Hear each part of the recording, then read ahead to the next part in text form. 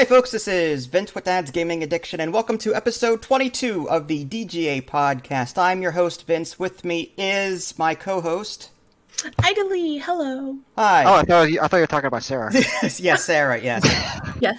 She has opposable thumbs. And we've got two special guests today. It's so awesome to have them here because they are pretty good when it comes to Star Wars, and they know a lot about it. Well, maybe. I know at least one does. Nick, you said you have a sort of somewhat of a knowledge of Star Wars, or like how big of a fan are you? I'm definitely a fan. I'm not the type that goes into search for every single little piece of lore that might not be in the movies or anything like that. But I know my way around the movies. Gotcha. Okay. Well, yeah, Nick is one of our special guests, and my brother White just stepped away from the computer. Oh my god. All right then. So yes. So this is going to be a great professional podcast.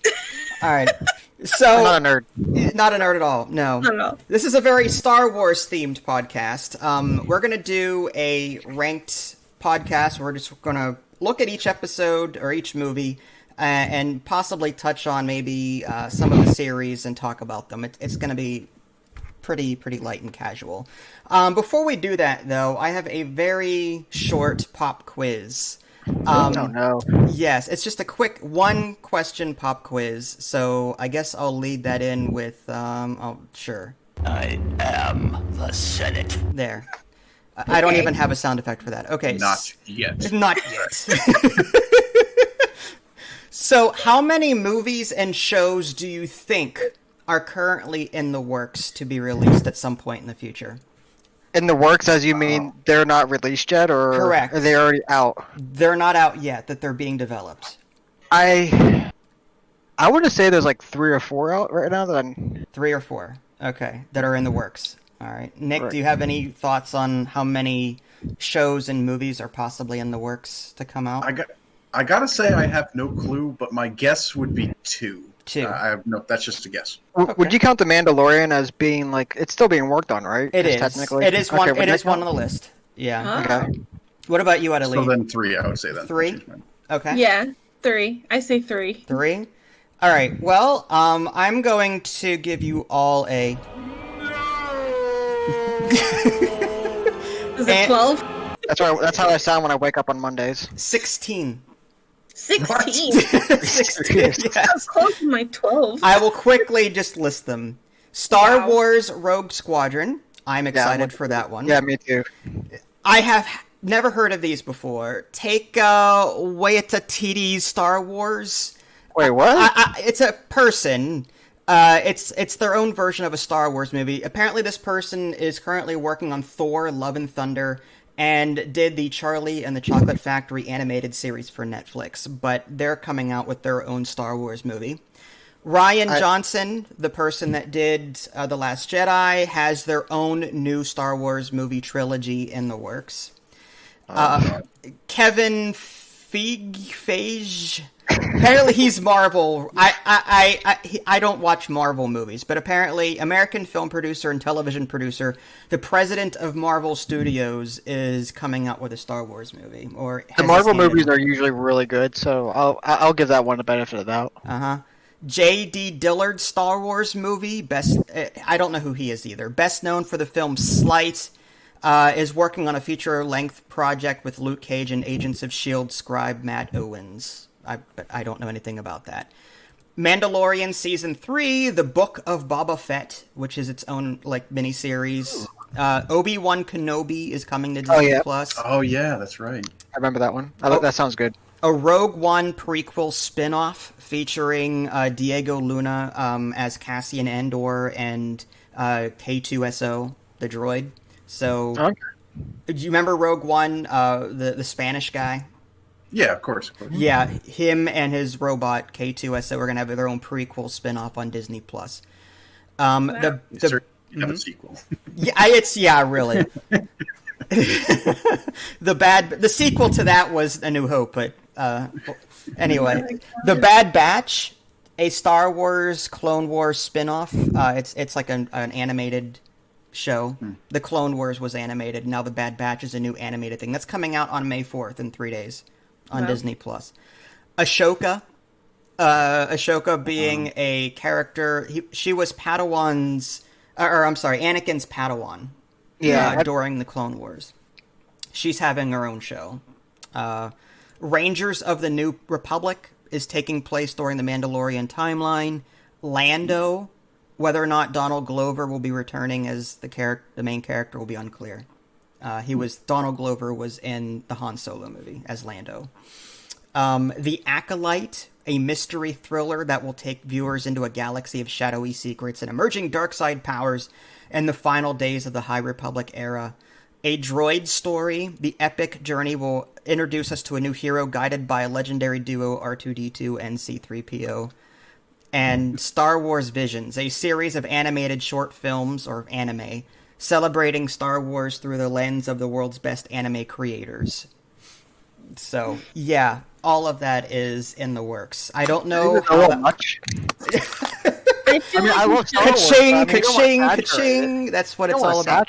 I feel like you just spoke Chinese to me because I don't know anything like about that except for like Anakin's Padawan. Isn't that Luke and Leia's mom? Huh? Padawan is a term. Come on, they did kiss. That's all they did. Okay, they didn't do anything else. Padawan, isn't that Luke and Leia are brother and sister, and now you're saying Anakin's their kid? Padawan is a term for student, basically. Like, I thought it was like a wife. No, like Anakin Skywalker was the Padawan to Obi-Wan Kenobi. Right. Oh, okay. Yeah, we'll just leave the brother and sister kissing, and we'll leave it at that. Okay? Sorry. All right. So with that gobbledygook out of the way, so I guess we'll just in turn just say what our rank is for each movie, and then, or if you have a top 5 or whatever, that's fine. I don't care. Just list what you have in terms of your list, and then we'll talk about each movie and go from there. So starting with Idly, do you have a top 5, or do you have all movies listed, or what do you I have? have them all. It's just You have them all? very simple though. Okay. Rogue One was my favorite. Rogue One was your favorite, okay. Rogue One was my favorite. Star Wars, the very first 3 movies that came out with A Luke New Hope, Skywalker. Empire Strikes Back, and Return of the Jedi. Yeah, but I liked the second one, the one where she's like in that scantily clad outfit with Jabba. That's the third one. Oh, that's the That's third the one. third one. Okay, That's Return sorry. of the Jedi. Okay, it's fine. That one, Uh-huh. and the one before it. I Empire like that Strikes one. Back. That's with the Yes. Hoth battle in the beginning. Yes, and then the very first one. A New Hope. Yes, and then the Anakin stuff. You like the Anakin? That's episodes 1, 2, and 3. That's Phantom Menace, Attack of the Clones, and Return or Revenge of the Sith. Mhm. Okay. I like them all. They're okay. And then Han Solo, the Solo movie. Hmm. And you have no opinions on the others. They're non-existent. to me. Rey and anything with Rey or Finn, you're like they don't exist. I can't stand. I couldn't stand them. Okay, I couldn't stand them. I couldn't stomach them. Sorry. it's fine. Nick, what do you have on your list? Okay, I'm going to go the other direction. I'm going to start from the bottom. Okay. Okay. So number 10, I didn't see the Han Solo movie, so that one's not on my list. Okay. I got The Last Jedi Okay. because I thought that of all the sequel movies, which I wasn't a huge fan of, that one seemed to be the most out of whack. Yeah. I can't wait till we talk about that one. I can. Yeah. Number 9, I have The Rise of Skywalker, which is the final of the sequels. Okay. The main reason that I hated that one, and I want to say this too, the sequel movies were visually incredible, and I just want to appreciate the things that were good about them. Uh-huh. But the whole thing with the Force healing stuff, I mean, that really just like... Yeah, it's too much. I just didn't like that. Okay, anyways, number 8, I got The Phantom Menace. Uh-huh. I actually really, really, really enjoyed the prequels, which is probably not very a popular opinion. I'm with you on that one. I enjoyed them too. But as far as the prequels go, that one was definitely my least favorite. Mm-hmm. Then I got The Force Awakens as my number 7. Uh-huh. The first one in the sequels, just because, again, it just didn't click with me that well. There were some things I enjoyed about it.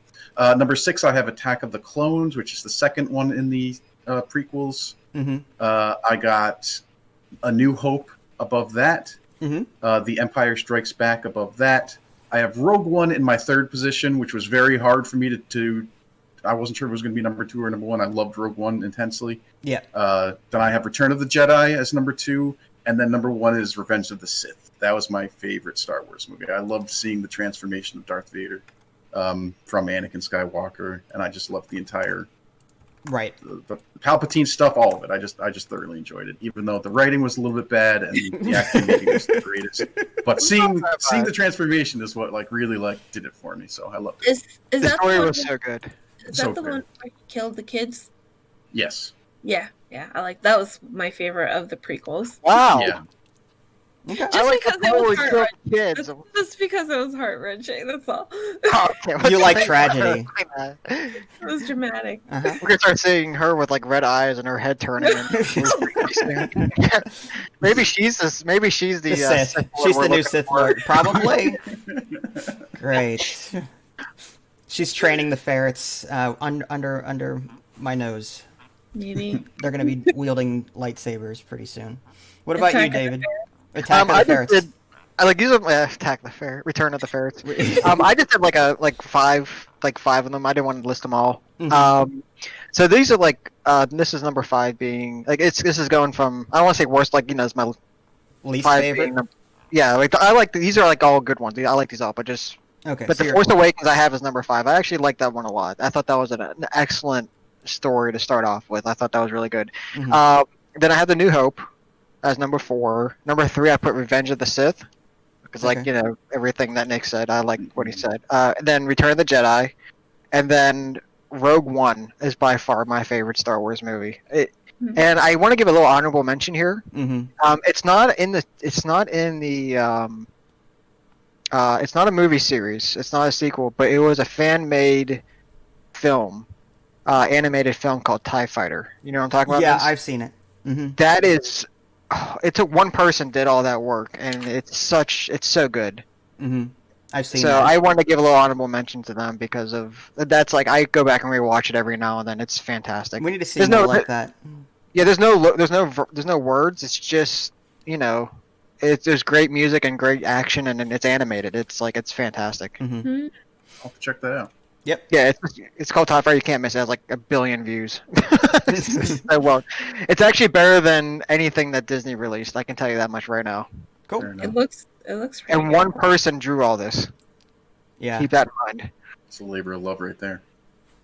There's a lot of people like that are so passionate about this, this universe that. Oh, I almost forgot. There was also another fan-made film called with Darth Maul that was very well done as well. If you guys I saw that one. that was very well done. I've that was not seen cool. that. I'll have to look into it. Yeah, it was where Darth Maul was sent to this planet to investigate, but Palpatine brought 5 Jedis to hunt him down, and that was his test. Oh, cool. Yeah, it's really good. Okay. Yeah, it's cool. Cool. Well, mine were, let's see.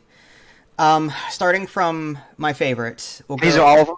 These are all of them. Mm-hmm. Okay. Return of the Jedi was my favorite. Just because the epic battle at the end, there were 3 battles going on. You had Luke Vader and then you've got the X-Wings and the TIE Fighters in orbit of the Death Star. Then you've got the ground battle with the Ewoks and all that. The last half of the movie, I could care less about the Jabba crap. The last half of the movie with the assault on the second Death Star, that was fantastic. I love that. You love seeing white utilities, didn't you? Yeah, well, Rogue One is my second favorite, just because I don't know what it did, but it pushed all the right buttons for me. Rogue One is just one of those movies where, I thought I was going to go into it thinking, you know what, this is just going to be one of those one-offs that aren't going to be all that good, but Rogue One really surprised me, and the end battle actually had me at the edge of my seat, and I loved all the characters in it. I didn't think I would, but I really did. Yeah, I got a lot to talk about, but I'm sure we'll get to that. Mm-hmm. Yeah, same. I had A New Hope as my third, then because I just like the Death Star battle at the end, and the rest of the movie's good too. Empire Strikes Back, and then I have Revenge of the Sith, just because that movie was darker than a lot of the other movies out there, and I was actually enjoying that particular direction. As Nick said, the writing in it was kind of crappy, but you know, I don't know. I just something about it I really liked in terms of the darkness aspect of it. Honestly, Vince, if I may change the subject, it makes me wonder if you would like some of the Final Fantasy storylines, if you like dark storylines. We talked about that in a previous Yeah, we podcast. did. The Force Awakens was my next one. Then The Rise of Skywalker, Attack of the Clones, The Last Jedi, and Phantom Menace. So that's what I had going on. Just real quick, has anyone actually seen the Christmas special? No. Actually, that was my number one list on there. Number one. I was gonna make. I scratched it out and put Rogue One instead. So. All right. I don't know if this. Yeah. I've never made it more than 10 minutes through it. It's hard, just because I don't know what it is about the Star Wars special, but like it is such a slog to get through. You had like Leia, what was her name? Bea Arthur. She was singing. She's one of the ladies from the Golden Girls. Yeah. Dorothy. And then you had Jefferson Starship, and then you had the grandpa watching some kind of holographic porn. I don't know what it was, but it was. I didn't make it that far. Yeah, I have the entire. I have it with commentary. It's on YouTube. It's on my YouTube channel. So yeah, I'll have to link it if I remember to. Yeah, I might have a sound clip. I'm gonna have to run back and operate the F gun manually. Stay on things here. Why do I always think that taking you home for life day is gonna be easy? Yeah, there we go. So that actually didn't sound that bad. No. The first part, like with Han Solo, I'm like, okay, I'm digging this. Light day, okay, or life day, whatever it is. But then the rest of it it was just Chewbacca and his family. Who wants to watch that? I do. How about The Mandalorian? Did anyone see The Mandalorian? I don't have Disney Plus, so Okay. Oh, man. I want to. I'll probably get some hate for this. I watched a few episodes of it, and it just didn't hook me in. Okay. I don't know what it was, because I loved Rogue One, and it kind of felt like the same-ish, where it's like, you know, it's not about the Jedis, and it's just in the universe, and it should be very cool. Mm-hmm. But for some reason, it just didn't hook me in. I understand. I had a hard time, too. Mm-hmm. I did see the first episode over a friend's house, and I thought I wanted to watch more of it, but it made me like really tempted to get a Disney Plus, which I probably will, because there's like I still want to see a lot of other Star Wars stuff. Mm-hmm. It's like a sci-fi western, for sure. Like when I watch Star Wars, it's because I want to watch the Rebels and the Imperials duke it out. I could care less about bounty hunters and the crap butt end of space. Like I could care less about that side of Star Wars. Another example, there was a video game, Star Wars Empire at War, that came out, and it was Rebels versus Empire. I was loving it. Then they introduced the third faction, the Scum faction, and I could care less about it. So, like, I'm just saying, like, with The Mandalorian, I'm like, I don't know if I'd really like this, because it introduces that bounty hunter stuff that I don't care for. But I started watching it, got past the first couple of episodes, I'm like, okay, this is getting better and better as I continue watching it. And, of course, there's Baby Yoda. That's not his real official name, but, you know. The Baby Yoda Show. The Baby Yoda Show is what it should have been called. That's all I watched. Mm-hmm. No, fair enough. Maybe you enough of a chance. I just didn't get far enough into it yet. No, you like what you like, though. So, and the thing is that like because of Baby Yoda, there's so many good memes out there now. Yeah. Like, so I've actually, like, getting off topic here, I actually put a meme of like one of my dance things. You know the standard meme where Baby Yoda's looking up. Mm-hmm. And I just put like me waiting for my instructor to tell me what I did wrong in my tango routine, and just Baby Yoda staring up like this. Stay on target. Okay. So I don't want to talk about the Han Solo movie just because Nick hasn't seen it yet. Do you have any plans on seeing it? I mean, I probably will. I don't know why. I just never.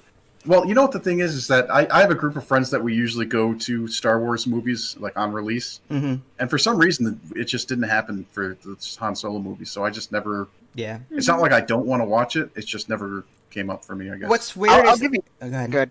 I was going to say, it's an okay movie. It's not like great. I mean, it's one of those like good filler movies. Like if you're not doing anything and you're bored, you just want to throw a movie on. That's like the perfect movie. Don't like it's just there to watch and kill time. Like it's not gonna blow you away, but it's also like, oh, it's not bad. I watch it for the action and the adventure, not for the fact that it's Star Wars.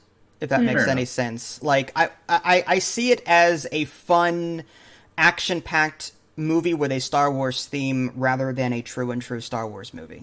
Yeah. You know what I mean? So- But Yeah, that's a good way to put it. it's not I, bad. s- I saw Han Solo, that Solo movie, twice, Mhm. and I don't remember a thing about it. It Honestly. had Han Solo in it. Yeah, and I would hope so. I mean, I don't want to restrict you guys either. If you guys want to chat about it, I'm okay with that. That's cool. No, we got a lot to talk about. There's a lot Yeah, to fair talk enough. about. I know you're on a time limit too, so I'll keep it moving. Okay.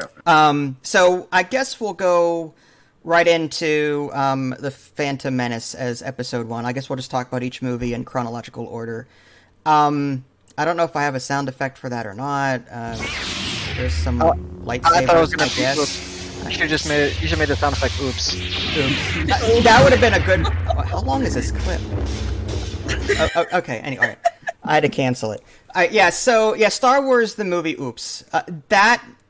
So you've seen it, Nick? You've seen the first one? Oh yeah. Yeah. Oh, okay. So you had this kid blundering around for the last half of the movie, just destroying things, and pod racing, because Star Wars. Now this is pod racing. Now this is pod racing.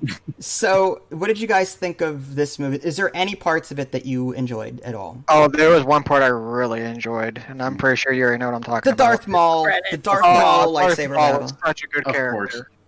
He Yeah, was Darth Maul saving is- grace in that whole movie. Yeah, he really was. Because that was definitely my least favorite of the prequels, and I love the prequels. But yeah, the first one is there's just not much going on. It just kind of feels like they're setting up for the rest of the trilogy or the Right. sequels Mhm. or the prequels. Sorry, No, you get them confused at this point. Yeah. I'm so mixed up already. It's only going to get worse. But yeah, the first one was just okay. I didn't hate it. I didn't love it. It's like the first half of the movie was directed at kids, like Jar Jar Binks, little Anakin Skywalker.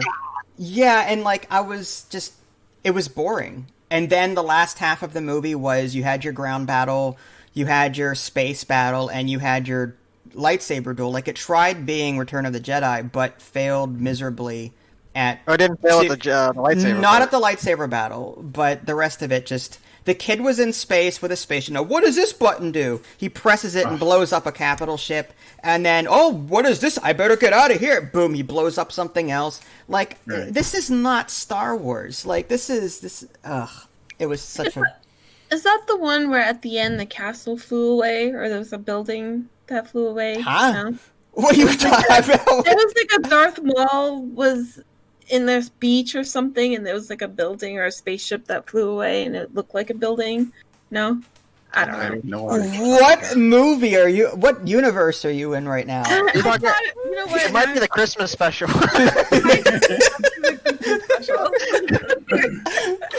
No one's seen it all the way through, so it's possible. Dang it! Why am I on this podcast? Are Right you now? sure You're all wondering that. Have you seen Planet of the Apes? Maybe you're thinking... I don't know. Like, was there a Statue of Yeah. Liberty somewhere sticking out of the sand? I don't know. What? Spaceballs? Yeah, Oh, yeah, Spaceballs. Did anyone see Spaceballs? Of course. Okay, all right. I'm sure that'd be on the list to talk about. If you want to talk about it, sure. All right, so not much to say about Phantom Menace then. Anything? Should we? Is there anything? Oops. Anything else before we move on to Attack of the Clones? No. Darth Maul's a hero. That's all I gotta say. He was such an underrated villain. Like, he underutilized. I'm glad they brought him back in the animated stuff, but like he had what 3 or 4 scenes in Phantom Menace, and then he died.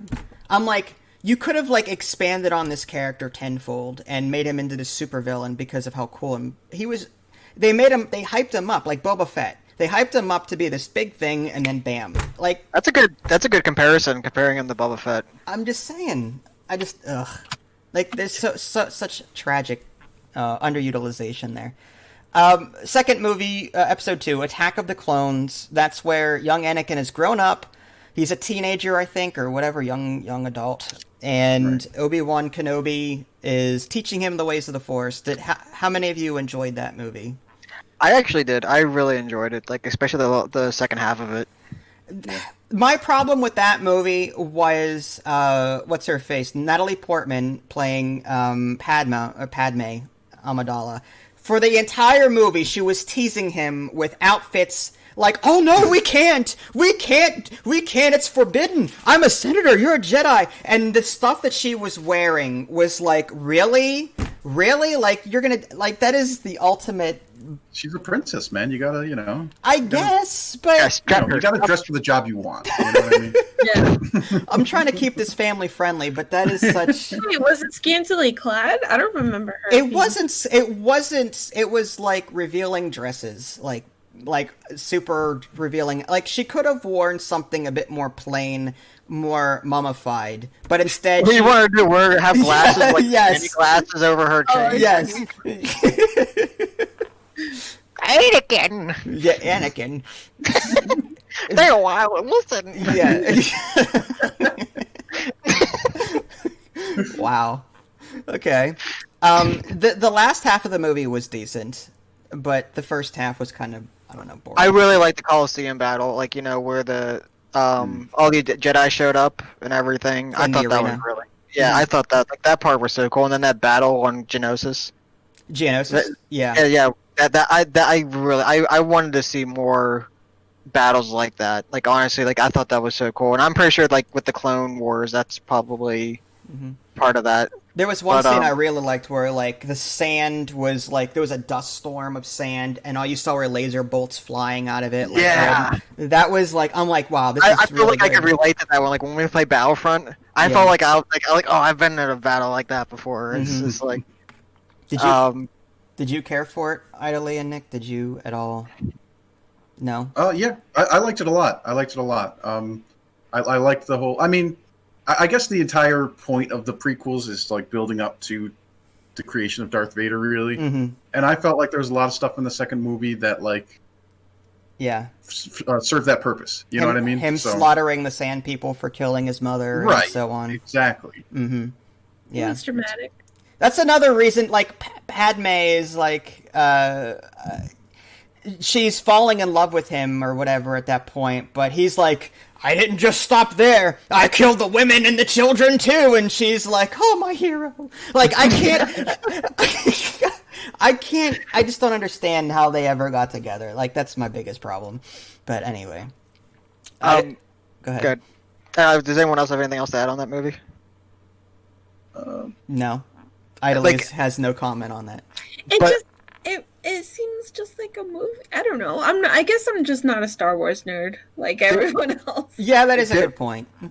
There was I remember this, like, you know how, like, when you go to movies and you remember, like, the atmosphere of the movie? Mm-hmm. There was one part in particular in that movie that I remember, was when Yoda walked in and busted out a lightsaber.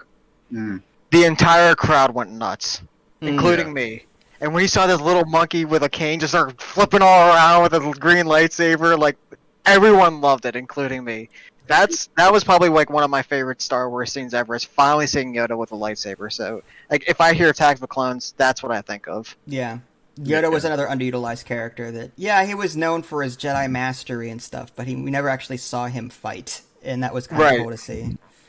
So He just, like, he opened up a can of on Count Dooku. Count Dooku, yeah.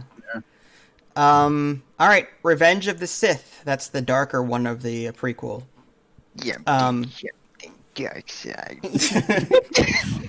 So go ahead. Can I touch on that actually really quick? Yes. Because that's actually something that I want to bring up with the prequels as well. One of the reasons I like them so much is because I like the character of Palpatine, and I feel like you don't get that much of him anywhere else. Where in the prequels, it's like really focused on him, obviously as the posing as a senator or whatever. Right. But I really actually enjoyed how much sort of you get of him in the prequels, where it's not so much like the original trilogy where it's like something dark side. Exactly. They showed him as the mastermind he truly is, because he created the Separatists, and then, like, in the back end of it, got this clone army together, and then had the two fight, just so that the people would elect him as to have supreme power and be in control over everything, so that he can deal with this threat. And with his clone army, he is now in control of everything. You know what I mean? Like, so he masterminded both sides of this, and the prequels really did a good job in explaining all of that. I don't know. So yeah, I totally get what you're saying, Nick. That was a really cool part of it. Yeah. So you said it was one of your favorites, Idly, or at least one of your most favorites of the prequels? Oh, the one where he kills all the kids? Yeah. Yes. Is that because of that scene? Or That's the most memorable scene. That scene was like, oh my god, this movie just got super real. And it's like, then it got... It was the darkest of them, for sure. Yeah, I could definitely see that. Like, if you're gonna look at that standpoint where, like, you can see he truly committed to the dark side when he started, like, slaughtering, like, Jedi kids. I'm like... Yeah. I'm glad I didn't show that scene on. I'm just Yeah. glad I didn't show it after. It was bad enough where people were complaining that at the end of the movie he was on fire and burning. It was all really nasty looking and very violent. Showing pictures or a video of him slaughtering kids. I don't know how that would go over with anyone. Shadows, maybe like the shadows of him, like over a tiny little child. Mm-hmm. Damn. I feel like in regard to that, with the burning stuff, like I guess maybe they didn't have to show that much, but I thought it was cool to sort of find out why Vader looks the way he looks. Exactly. In Return of the Jedi. I'm just sad that they didn't do more of that. I wish that it was more edgy. But then again, like what's weird is that like you had the prequels. Episode 1 was clearly directed at kids. Then Episode 2 was like, okay, it's a family friendly movie. Then Episode 3 was like all adult. Like it was a kid watching that burning scene of Anakin. Like I'm like, really? So like they completely shifted the audience on that. It was weird. I'm kind of glad they did, but it was weird. The lightsaber battle between Anakin and Obi-Wan was really good. That was okay. I liked it, but A, it was too long, and B, there were parts of it where they were doing the stupidest things. Like, oh yeah, they're just whipping around, not even like there was a scene for 10 seconds. They were just waving their lightsabers in front of themselves, not actually hitting. Anything you can do, I can do better. Well, I think to be fair, I mean it's like Obi-Wan taught Anakin how to use the lightsaber, right? So everything that Obi-Wan knows how to do, basically Anakin knows how to do. Uh-huh. So I think that's kind of like the point of that is like it's basically the two same fighting styles going against each other. Mm-hmm. I'm not trying to excuse it; it was a little bit silly, right? But I could try to at least put some reason to it. No, I understand that green screen though. Like the prequels made heavy use of the green screen, whereas the original movies were more there at location. Yeah. I think that was another, I don't know, negative check mark against the prequels. I would have preferred a more, I don't know, a more honest look. Instead, we had him jumping on fire platforms and it was just over the top. The droids in the lava lake or whatever. Right, exactly. Anything else to say about that movie? The high ground is important. The high ground is very important. Although that's the thing though, because when he cut Darth Maul in half, he was hanging off the ledge and he had to jump over him and cut him in half. That is true. Yeah, that is weird. That is fast. I don't know how you can possibly jump up that fast from that kind of position, get behind someone and slice them. I mean, that's some serious Jedi. Yeah. David, I'm not sure if you remember. Do you remember the video that came out before Revenge of the Sith came out? What was it? It was like a Star Wars Jedi game where it was like a 2-player like Star Wars game where you get to control the Jedi. Yes, it was the PlayStation 2. A lot of people played it because they wanted to see what the movie like. It was a teaser to the movie. The movie hasn't come out yet. Yeah, me too. And do you remember the alternate scene at the end? I did not. Oh, is that where Anakin? What was it when? Well, you play as Obi-Wan first, and then you fight Anakin at the end of that Star Wars. But there was an extra week to play as Anakin, and then fight Obi-Wan. And then at the end of that scene, they shows Anakin actually winning the fight. Oh, okay, interesting. Look up. It's on YouTube. I'm sure I'll. So what happened? So it's actually really good, and then it shows you. Like the graphics are pretty bad because it was like PlayStation 2. Yeah. So, but yeah, look up like alternate ending, Revenge of the Sith or something, and it should come up. Okay, we'll do. It's pretty cool, actually. I thought it was fun. Mm-hmm. There's a lot of games like that. There was Force Unleashed, for example, that had you were Starkiller, and there were multiple endings where he killed Palpatine and became I don't know, but yeah, there's a lot of games that have done that. throughout history. How about A New Hope? Episode 4. Do you want to start with Rogue One instead? Because that's Oh yeah, good point. How about Rogue One then? Good call. I know we can talk a lot, but I'll let one of you guys got been talking a lot. Well, I'll just say the characters are fantastic. Again, none of the characters in that movie are like, oh, where's Luke? Where's Han? And I got over that very quickly because I'm like, oh, well, there's Mon Mothma. I recognize her. Right. But then we've got Cassian, who seemed very edgy. I'm like, oh, okay, he's interesting. K2SO's funny. Okay. I'm really liking, I don't remember the actor's name, but was it the Chinese guy that was the martial artist? Oh, yes. I am one with the Force. The Fourth is with me. That guy. Yeah. Chinrut Umwe or whatever his name is. Why I watched Rogue One. Because he was in Ip Man or IP Man or whatever, and I loved him. I don't know his name. Oh, okay. I love that movie. Like, I can't think of. My only complaint about the whole movie is it was a little boring at first. It started slow. It was confusing too. I'm like, what's going on? Like, it felt like it was pieced together out of order, and I was struggling to put the story together. Then it made sense once it all came together, like around halfway through, or. Yeah. But mid end, I think, is like when the movie got so good. Yeah, I was really pumped when I started seeing deleted scenes from like other movies, like during the last half of the movie, the space battle. Like I was like, oh wait, that's the guy from A New Hope. Right. Yeah, the Y-wing pilot from A New Hope, or that's the Red Squadron leader from A New Hope. And they took clips from A New Hope and put it into Rogue One. That was really I could have sworn I thought I saw Porkins in there too. I think Porkins was in there too.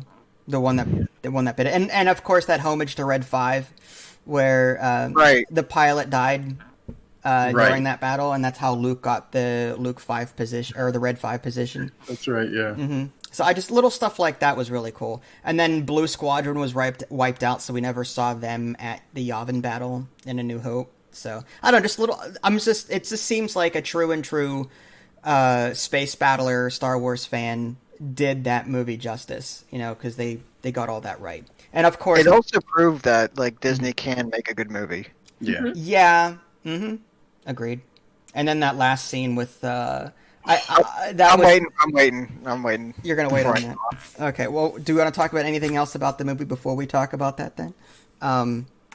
It's a heartbreaking, awesome movie. Mm-hmm.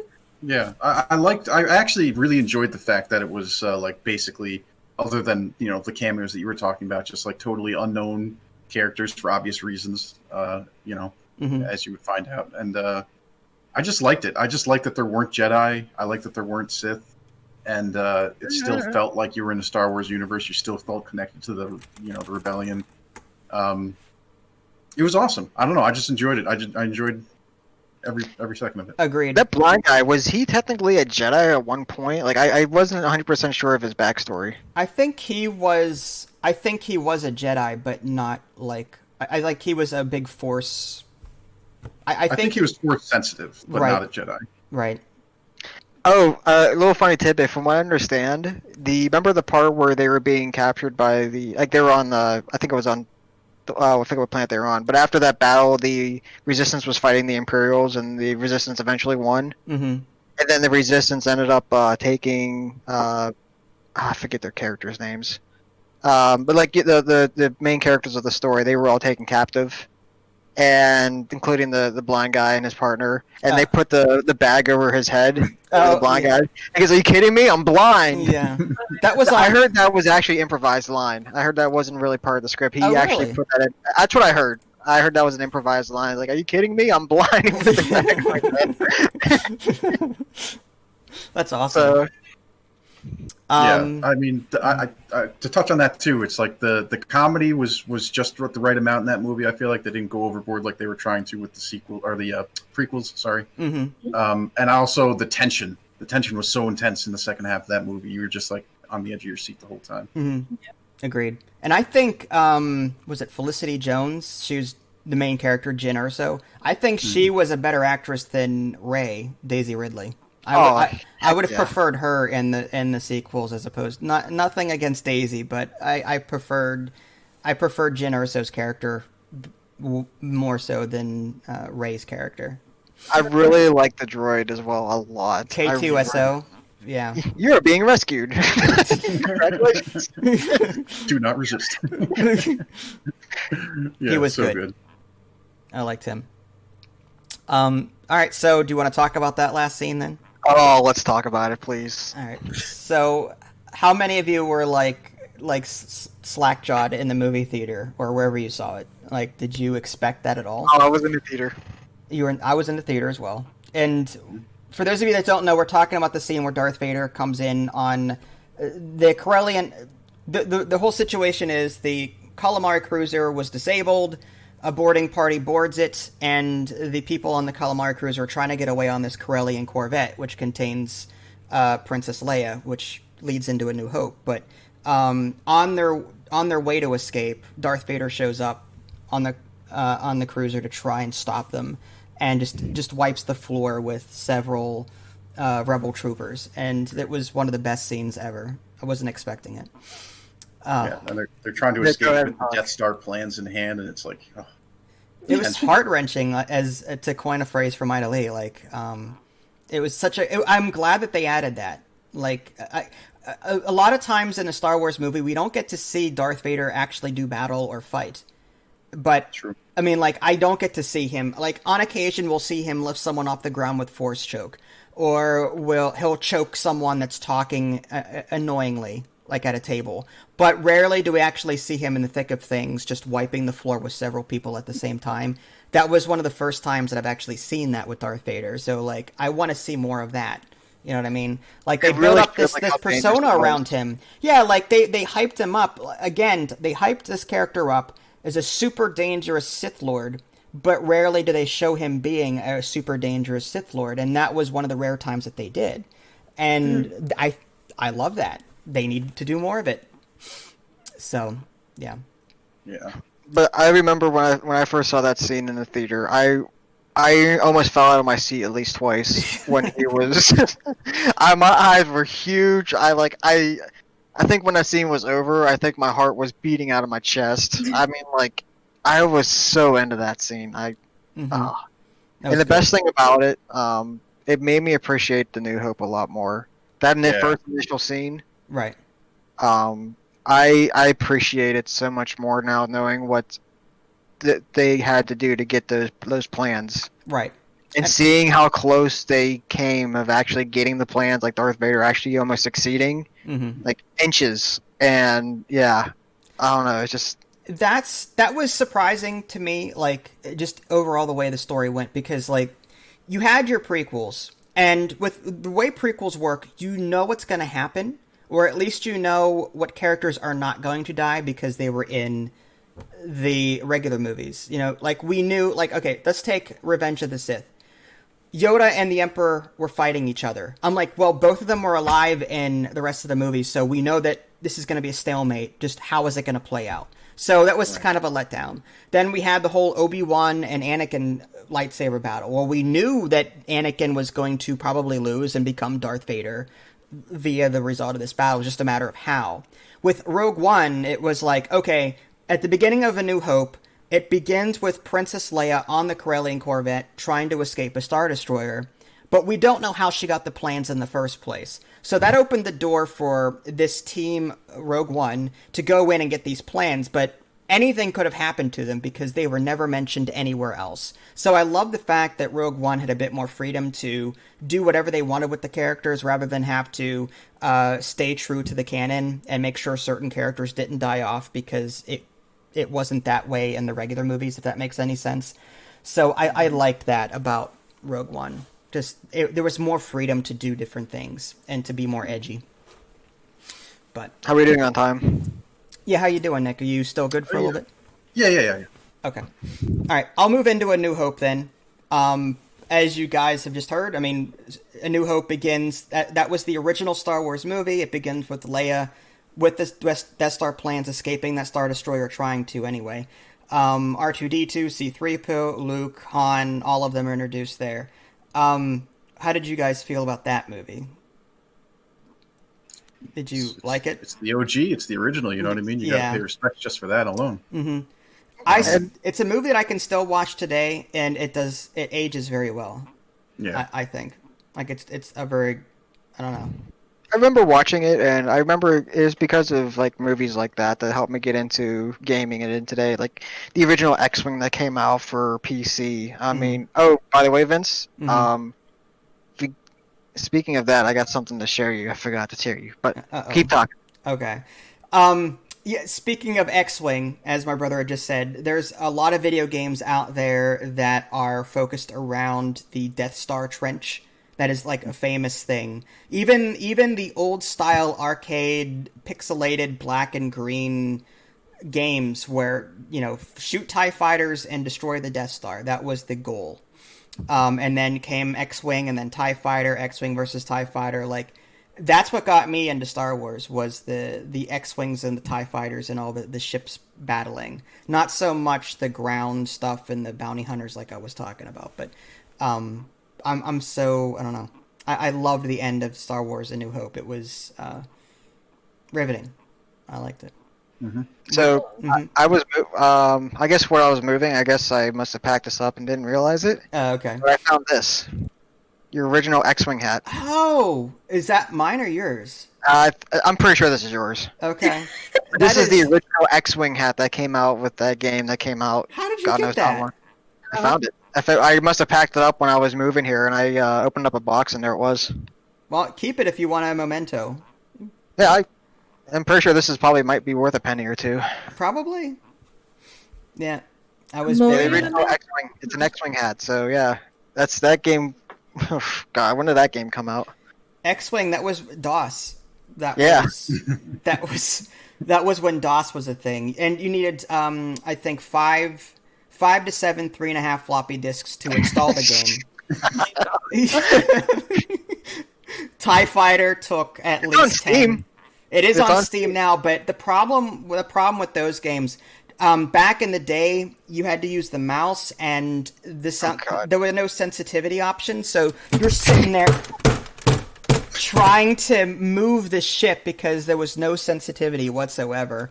It was terrible. You also had a mouse ball at the bottom. Yeah, it was a mouse ball. So you constantly take out the ball, clean it. You had to dig out the little bits, the little mouse pad bits in there.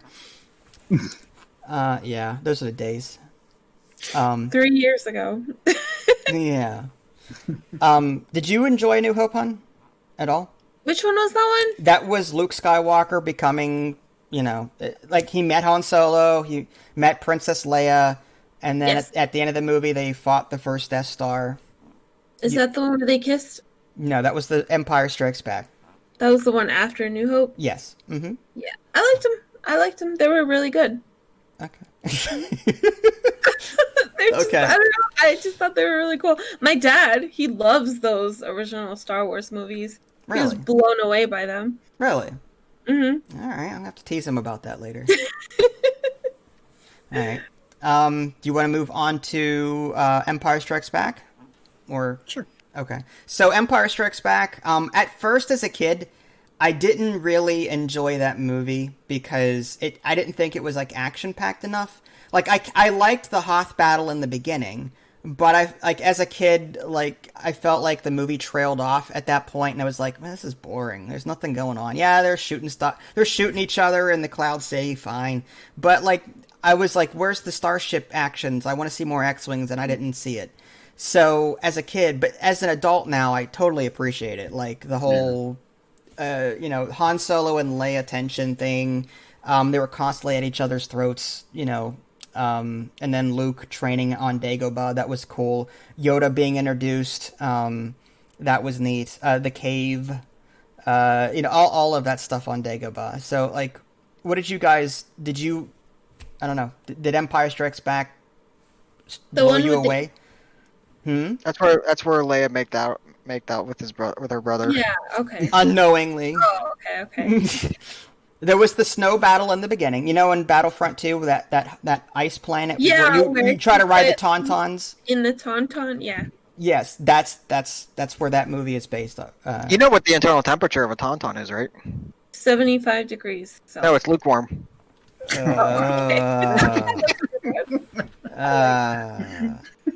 That is a. Hey, I'm about to all Star Wars.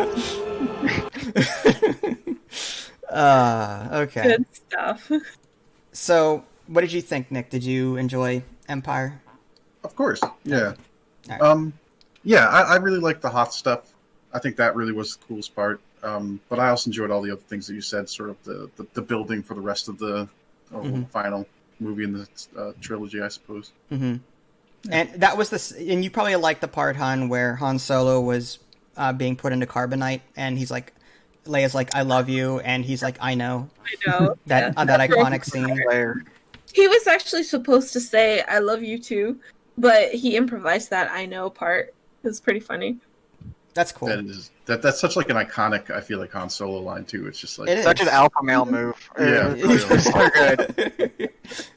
It's so good. I really liked actually how they introduced Yoda too. Like sort of, it's like this crazy old man at first. You know what I mean? Yeah, right. Like, I feel like that's almost become, and maybe it was probably done before that too. But I feel like that's become like a staple for like introducing these very powerful characters, where at first they sort of just are unassuming or even just like written off or whatever. Mm-hmm.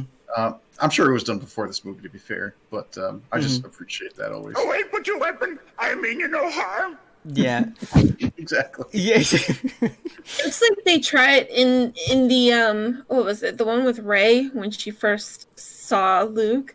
They try to make it so that Luke would be. Well, let's keep the positive. Sorry, I'm just saying. We have time to talk about the bad movies, okay? We'll get there. It didn't work out. All right, I'm just saying. Ugh. So, Empire Strikes Back, fantastic movie. I liked it. I think Chewbacca yelled a little bit too much in that movie. Like he was constantly roaring. But other than that, like that's the only complaint I really have about that movie. I think we feel do a that is, drinking game. Yeah. Do a I feel drinking like that game. is like fan service in a way. Like they must have known that like that got reaction out of the crowd or something, you know? Yeah, exactly. All right. How about Return of the Jedi? That was okay. Just okay. I'm gonna put a picture of that woman being triggered in a minute.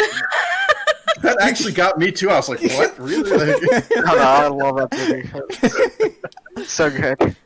Like Yeah, incredible. the first half was, again, I found it a little boring. I mean, I get they had to do it to get Han out of Carbonite. Like I get that. Jabba's palace, I didn't care for that environment. The whole Princess Leia, the sexy bikini thing, whatever. But, the second half, when you got away from that and into the second half of the movie with Endor and the battles everywhere, like that, I loved every minute of it. It was so good. Wedge Antilles was so iconic in that space battle too. He turned out to be one of my favorite characters. Mm-hmm. Wedge Antilles. Go ahead. Sorry.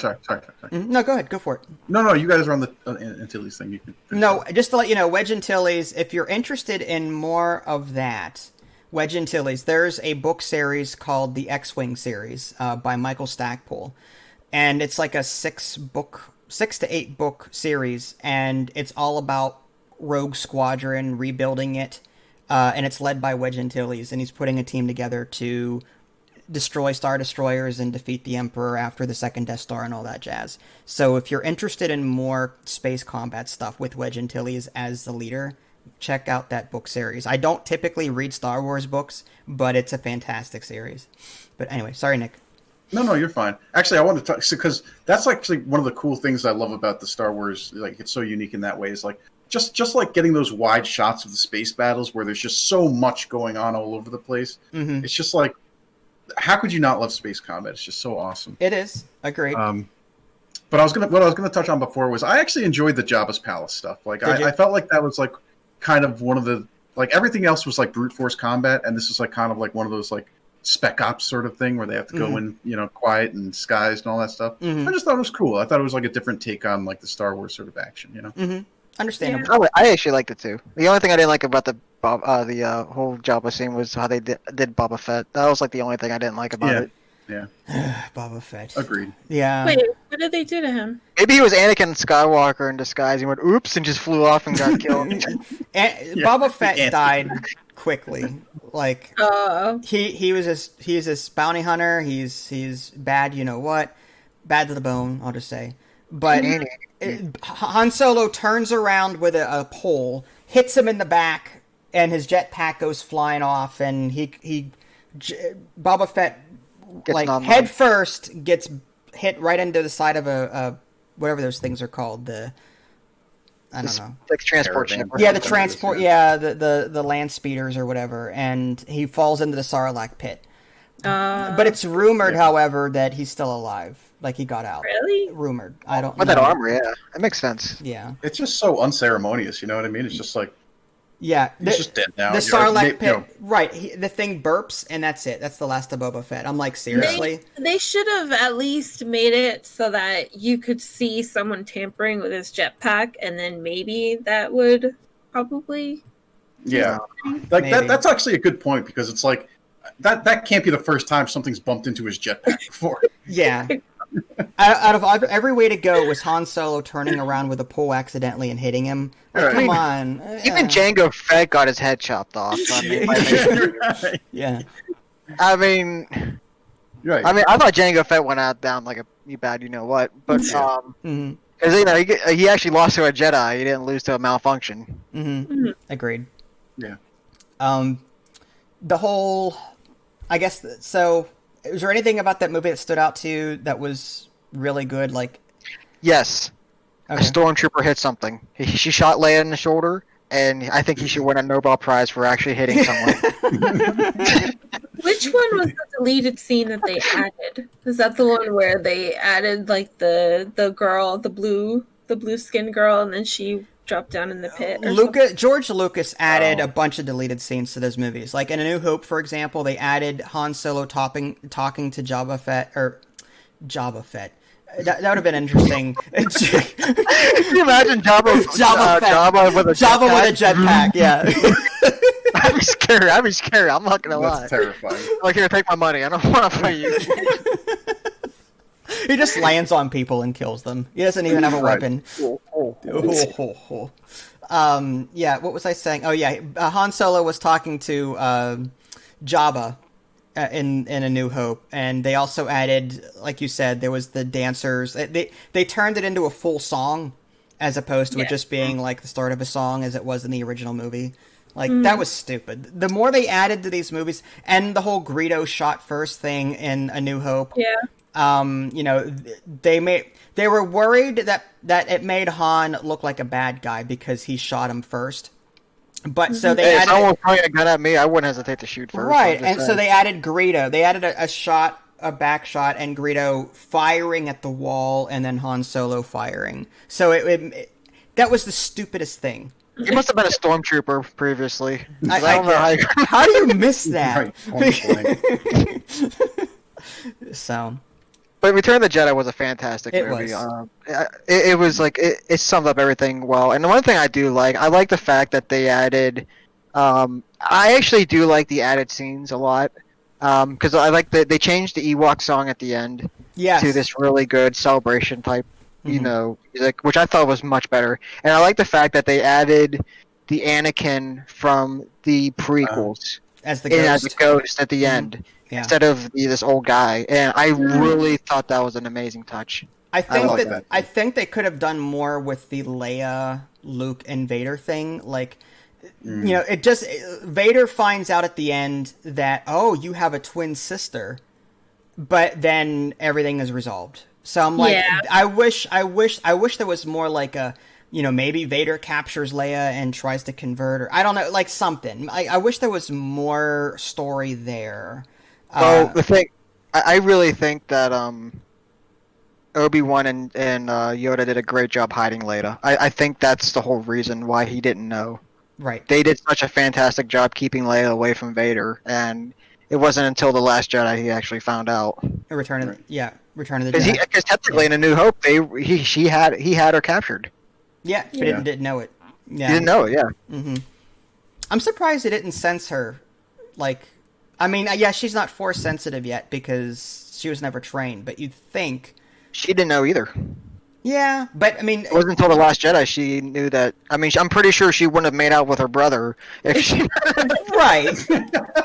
Well, They got forced DNA tests now. Yeah.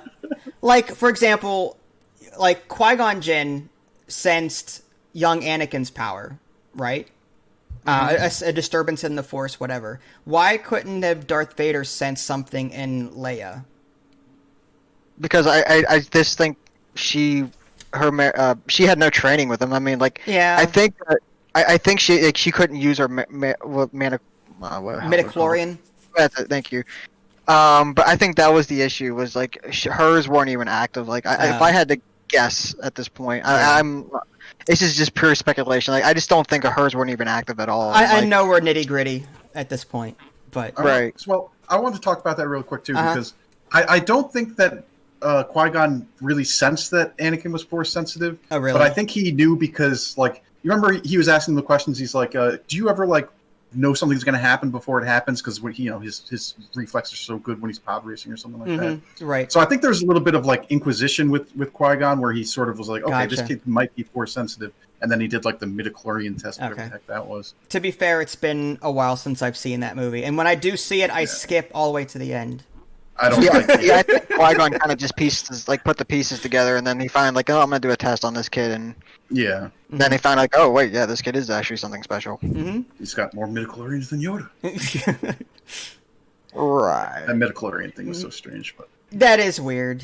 Yeah, they're like invisible cells or particles or something inside all living things. Symbiotic something. Yes. I couldn't follow that too well. Anything else to say about Return of the Jedi? I could talk about for hours how good of a movie is, but we got to keep going. Okay, understandable. It's great. Yeah, I know we're sort of blowing through these, but Nick has a timetable, and I don't want this to turn into a 6-hour podcast. So. Oh, it could easily be a 6-hour podcast. It could be. All right, so I guess we'll talk about number 7, which is The Force Awakens, and this is a movie I actually liked. I mean, there were some parts of it that were a bit but like Harrison Ford did a fantastic job in that movie. I liked that banter, and I liked Rey discovering the Force and all that. Finn was annoying, but I like Poe. Poe Dameron was interesting. Yeah. What did you like about it, hun? I liked that it was over. Wow. Okay, I was trying to get you to redeem yourself, but not. All right, I guess you're going all say in. the music. I feel like you need the prices right, like bum bum bum bum. All right. I will find it here. Keep talking.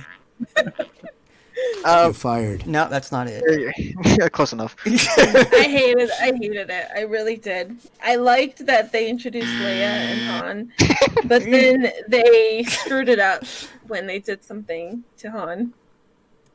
Well, that didn't actually even upset me as much as I think it did to most people, though. Like I get that they had to like sort of advance the plot. I didn't like the way that they did it personally, but I didn't hate the idea of what they did. Which I don't know if we're trying to avoid spoilers here, but at this point, if you haven't seen the movie, that's your fault. Yeah. You shouldn't be watching this podcast. If you're a Star Wars fan, you've watched it. I'm telling you.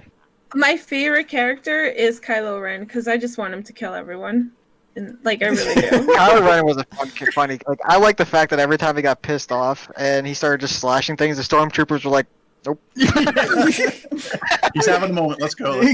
He's like this teenager with some severe mood swings. Like, right. And he's like envious of his grandfather. Did you see the SNL skit where it's like undercover boss? Yes. He was so funny. Anyway, but yeah, I mean, I like The Force Awakens because it had a good bit of action in it. There were parts of it, like I said, I didn't care for. Like, I could care less about that little cartoon. Who was that? That small lady puppet? Oh, I know you're talking about. Baz or Maz. Baz or Maz. Lightsaber? Yeah, right. Yeah. I didn't care about her. Everyone in the movie theater, when they showed, it was like, oh, or whatever, and I was just like... I liked her, honestly. I liked her. She was a nice, like, side character. Mm-hmm. Yeah, I liked her as a side character. Yeah. BB-8 was all the rage with the kids. Yeah. That was the big selling point. For me. Yeah. He's so R2, that's for sure. BB-8's biggest weakness is ice. Like, what the heck are you gonna do? What about those little tiny bird-looking creatures that Chewbacca was like? Oh, that was next. The We're saving the worst for last, okay? Oh, okay. Was that? I thought that's not in the Force Awakens. Was that in the Last Jedi? Oh, sorry. Was it? Okay. I thought that was in Force Awakens. My No, bad. no. We're not talking about the Return of Mary Poppins yet. Okay. So, But I actually like the Force Awakens a lot. I thought it was a lot of actions. I really like having an ace pilot as like a gung ho type person who was very strong, and seeing like how good he is at flying an X-wing. I love the seeing like it was like the first like X-wing versus TIE fighter battle, quote unquote. Like that was like modernized. right. So I thought that was really cool to watch, seeing that space battle, like that land battle, I should say, between kind of like it was the closest thing to like Rebels versus Imperials. It wasn't, but it was close. I wish they would have done a more original storyline. It was just a super Death Star. Like it was. Yeah. But they actually even poked fun at it. They even poked fun at it in the movie. That's one thing I like. Yeah. Han Solo was like, "Hey, we've done this before. It has a weak spot, right? Everything has a weak spot." And he's like, "Yeah." like they actually poked fun at their own, Yeah. thing. So I thought, like, I went with it. And the fact that Rey knew everything, like, I was putting up with it at first. Like, okay, maybe they're building off, and that'll be explained later why she know these things. But I felt like The Force Awakens had a solid foundation of a good start of a series. I really enjoyed it. I actually agree with that 100%. Force Awakens, it was my favorite of the sequels, and I think that they laid the foundations for what could have been a great trilogy. And then I think in the second movie it went completely off the rails, but we'll get there. But I totally agree with that. I think it was a good movie. I don't think it was great, but I think it was good. But then if it had better movies to follow it up, then the trilogy would have been great. Agreed. The Last Jedi. Hey, my favorite! I'm Mary Poppins, y'all. I can fly through space. That was stupid. Yeah, I get she's Force. Like, I'm my God. I'm partially glad that they touched on her Jedi skills a little bit, but not in that way. Oh like, my God. They could have done so much else with her abilities other than flying through space. Yeah. And then the fact that, like, when they let her into the spaceship, no one got sucked out into space. They just opened the door to space. Like, hey, she's coming in. Open the door to space. And everyone's standing there. And, like, no one can, give me your hand. I hate that the whole premise. The whole premise of the movie is, all right, let's just chase them until they run out of gas. Like, that was the entire movie. Like, it's just, everything was about, oh, we're running out of fuel, we're running out of gas. It was the big ship chasing the little ships, and it was just, and the casino scene, like, the casino scene was terrible. They brought politics into this movie. Like, I'm sorry if this offends anyone, but they really tried to, like, force strong women characters. Like, there's a strong woman character, like, in Rogue One, who I love, or Mon Martha for that example. Mon Mothma, yeah, Yeah, and then you got this pink-haired lady who shoots down every idea but her own, and, like, I'm in charge, you're nothing. I'm like, that's a horrible attitude. Why wouldn't you tell the plan to probably the most important person? And Haldo, I think, the character Haldo, and then you had Tico Rose or whatever, Rose Tico, whatever her name is. I didn't like her. She was the smaller Oriental lady, and she. Right.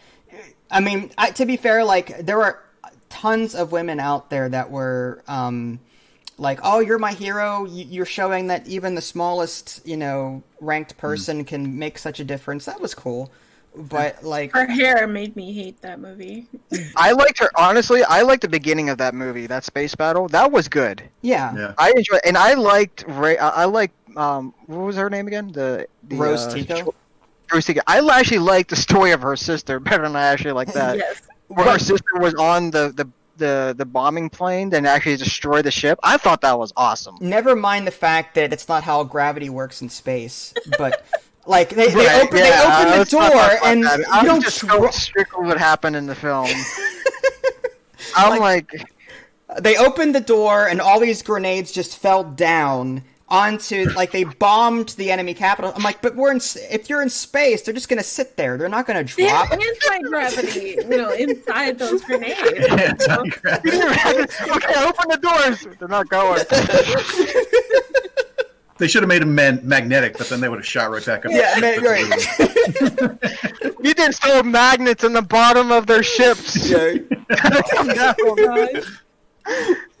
I mean, the only thing that's good about that movie is we can make fun of it on how bad it is. Like, Yeah. the fact that they got rid of Admiral Akbar in such a horrible way, it's just like, oh, he's dead now. I'm like, are you serious? He had one like of the most iconic characters. You're gonna make him go out like a wimp, like he just didn't exist. That was terrible.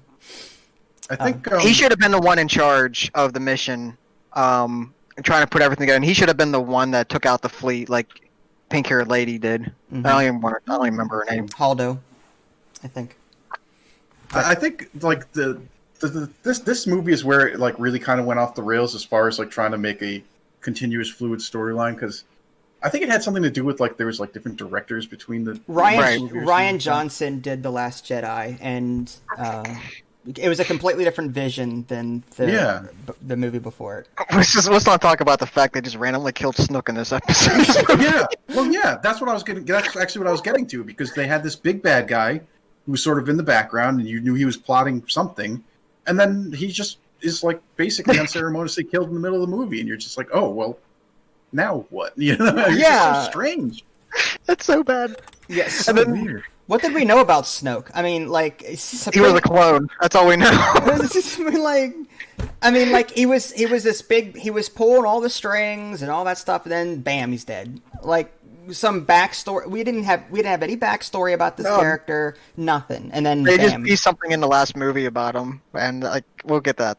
We'll get to that though. Yeah, I was going to say the same thing. When we get to the next one that we're going to talk about, then I'll retouch on the subject. Mm-hmm. Jeez Louise.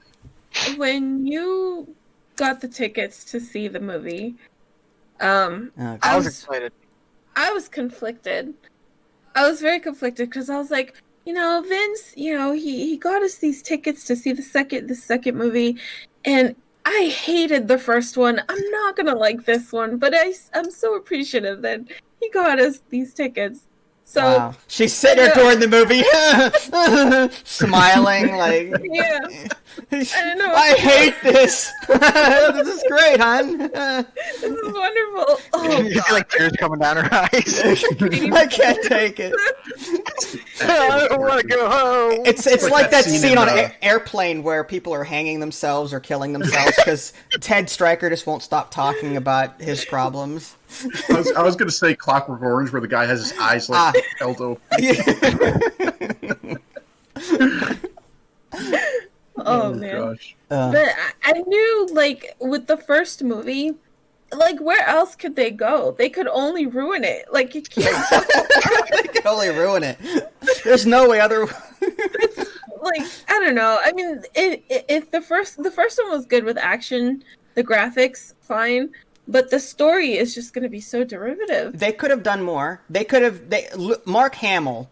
They could have done so much with his character. Oh my god, we've even gotten onto the milk drinking. I'm gonna keep it. I was gonna say something completely different, but I'm just gonna say milk drinking. So you guys know what green I'm milk about. drink. They could have. I think he was pissed about the way everything. Oh, he was. Like, I think he hated his character in this series. They should have let. If I were developing that movie, I would have been like, you know what? You've been around for the longest. You tell me what you think your character should be doing in this situation, and then we'll just ignore the script and do whatever. Like that would have been a far better movie, I think. At least insult him. Yeah. It's like okay, so we have the last time we saw Luke was in Return of the Jedi. He was a hero. He was a symbol of hope. He would, he never gave up on his father, even though he was Darth Vader. He was just this character. All of a sudden, we go into The Last Jedi. He's like, he gives up on everything because he tried killing what's his face, Kylo Ren. Kylo, yeah. He just tries killing him, and it's like, oh, because I sense dark side. I'm like, wait, what? Your whole father was dark side. And he tried saving him, but oh no, this might happen. Better kill Kylo. I'm like, that makes no sense. So contradicting. Like, I still sense good in him, and then in the next movie, it's like I sense a little bit of bad. What are you doing? Yeah, I just the direction that Luke's character went in just I didn't. They tried to make him be Yoda, like the crazy uncle, and it just didn't pan out. Yeah, I guess The only thing I liked about The Last Jedi was listening to everyone else complain about it. Yeah, there are some people that will defend it to this day. I don't know who. There's a ton of people that love The Last the Jedi. directors. There's a lot more Ryan people who hate Johnson. Yeah. Yeah. You know, they butchered the last season of Game of Thrones, so it's, you know, it kind of goes hand in hand. Sure. Well, the thing is, I really like the actors in those movies. I really do. I thought, you know, they all played like they were solid. They were good at what they did, but I just really feel like they weren't allowed to, you know, make the characters expand. They were very like, you have to do it this way, and it's like, Right. it's like the writing was so bad, and I guarantee you that the actors were just saying it because they had to, not because they wanted to. Mhm. Yeah. Again, like there was no. It's my vision or get out. And Pretty much, yeah. It's just, and like with Mark Hamill, he didn't.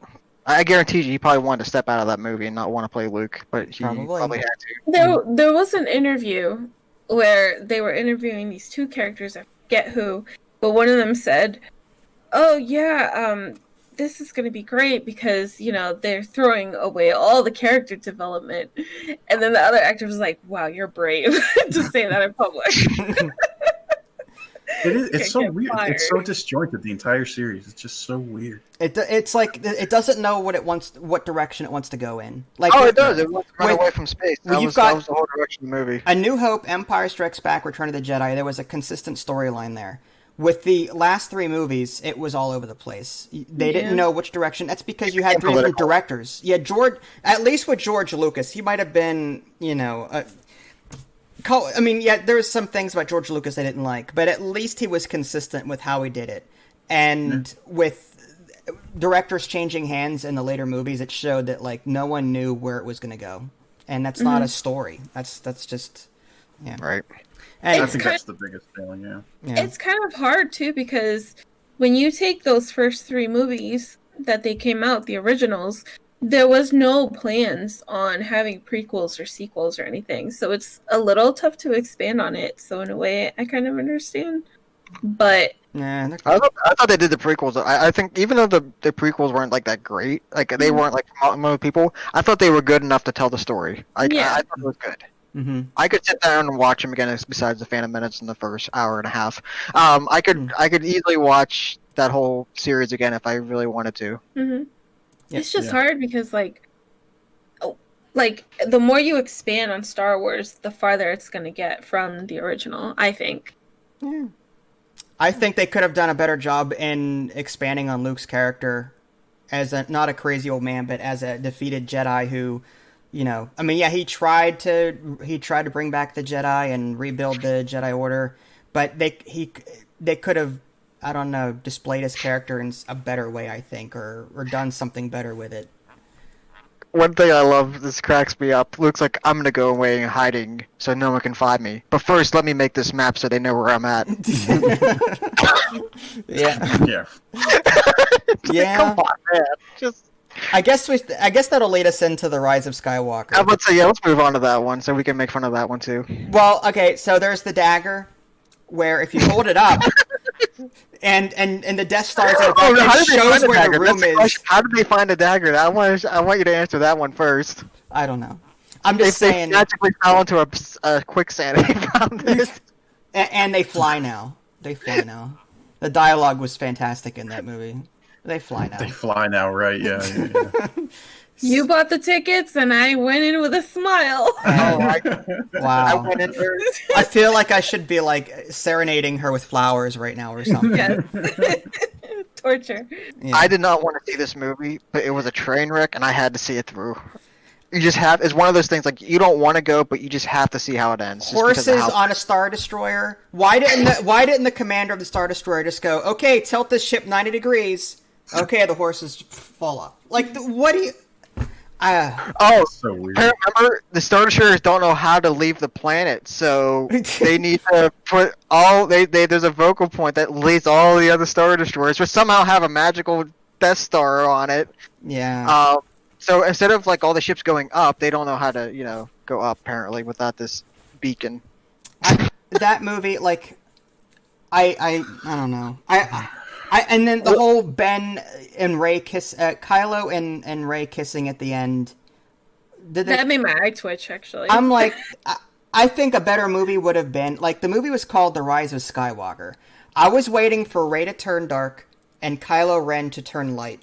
I would have loved that. That would have been a better storyline, I think. That was what the theories were too when it was like before it was out. They're like, You know what my favorite scene in that whole movie was? Is that the case? When, no, when they were actually, I don't even remember that part honestly. When she was on the Death Star, Oh, okay. and she got confronted by her like dark side self.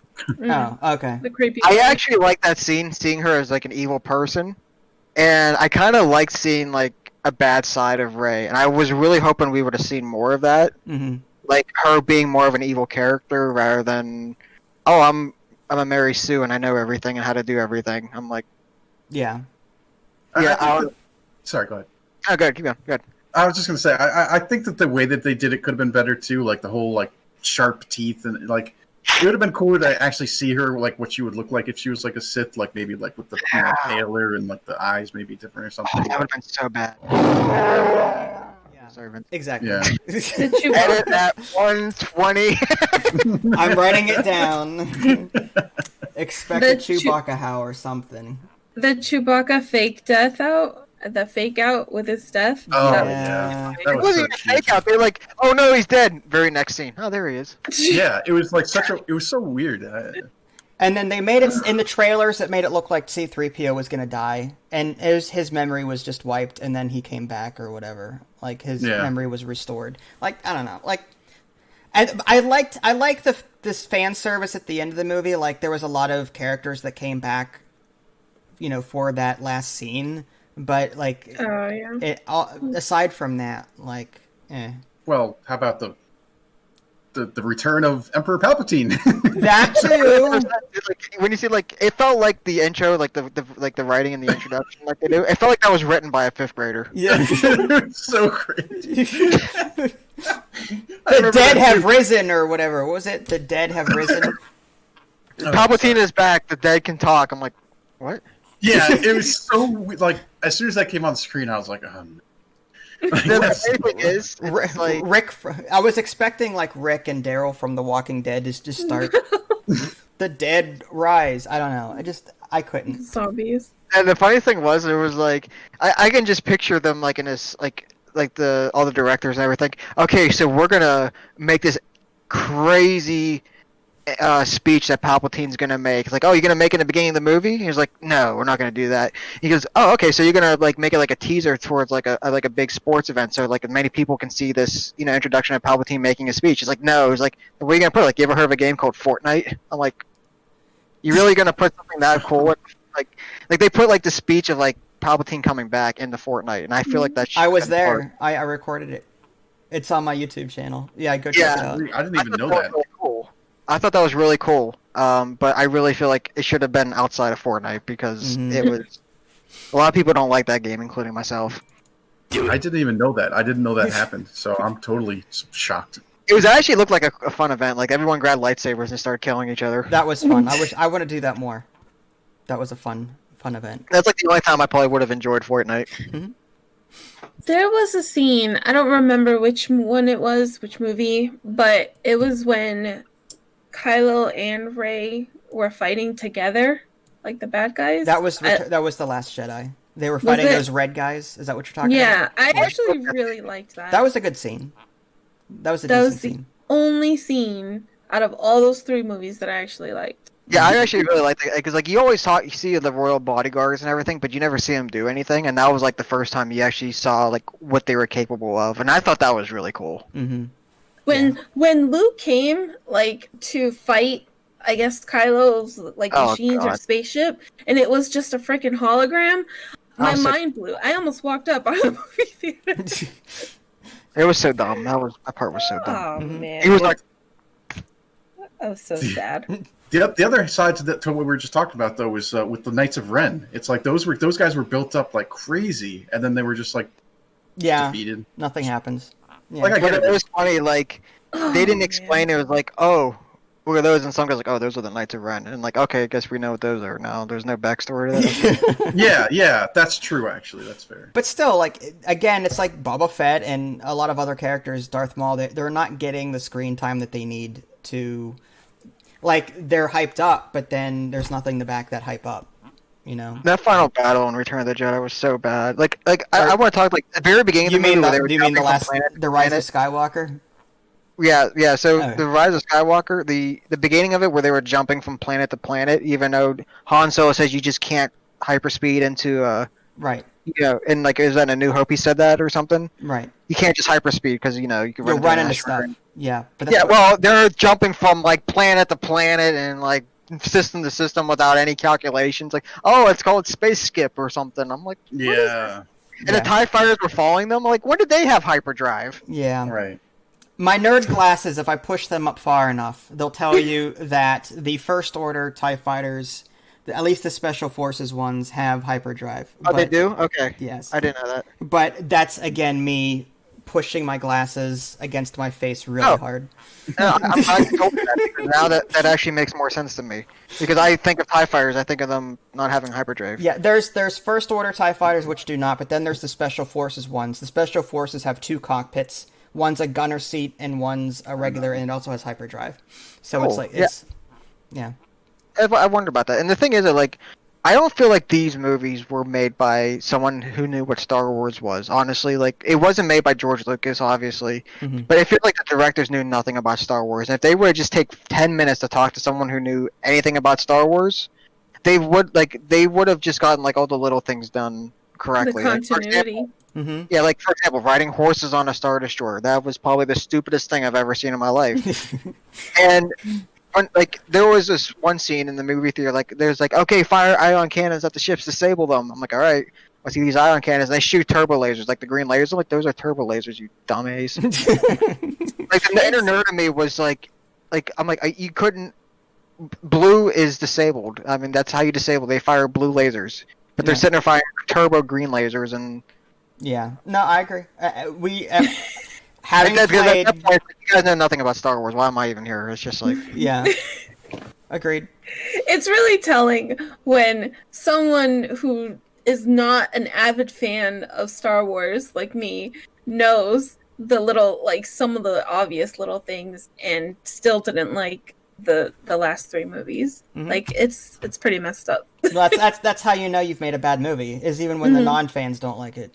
Yep. Fair. So, hey Nick, how much time do you have left? I could go for another like 10 or 15 maybe. all right. Can we end this on a good note? Yeah. Well. Yes. I have something special planned, but go ahead. Oh, no, I was gonna say, let's talk about Spaceballs.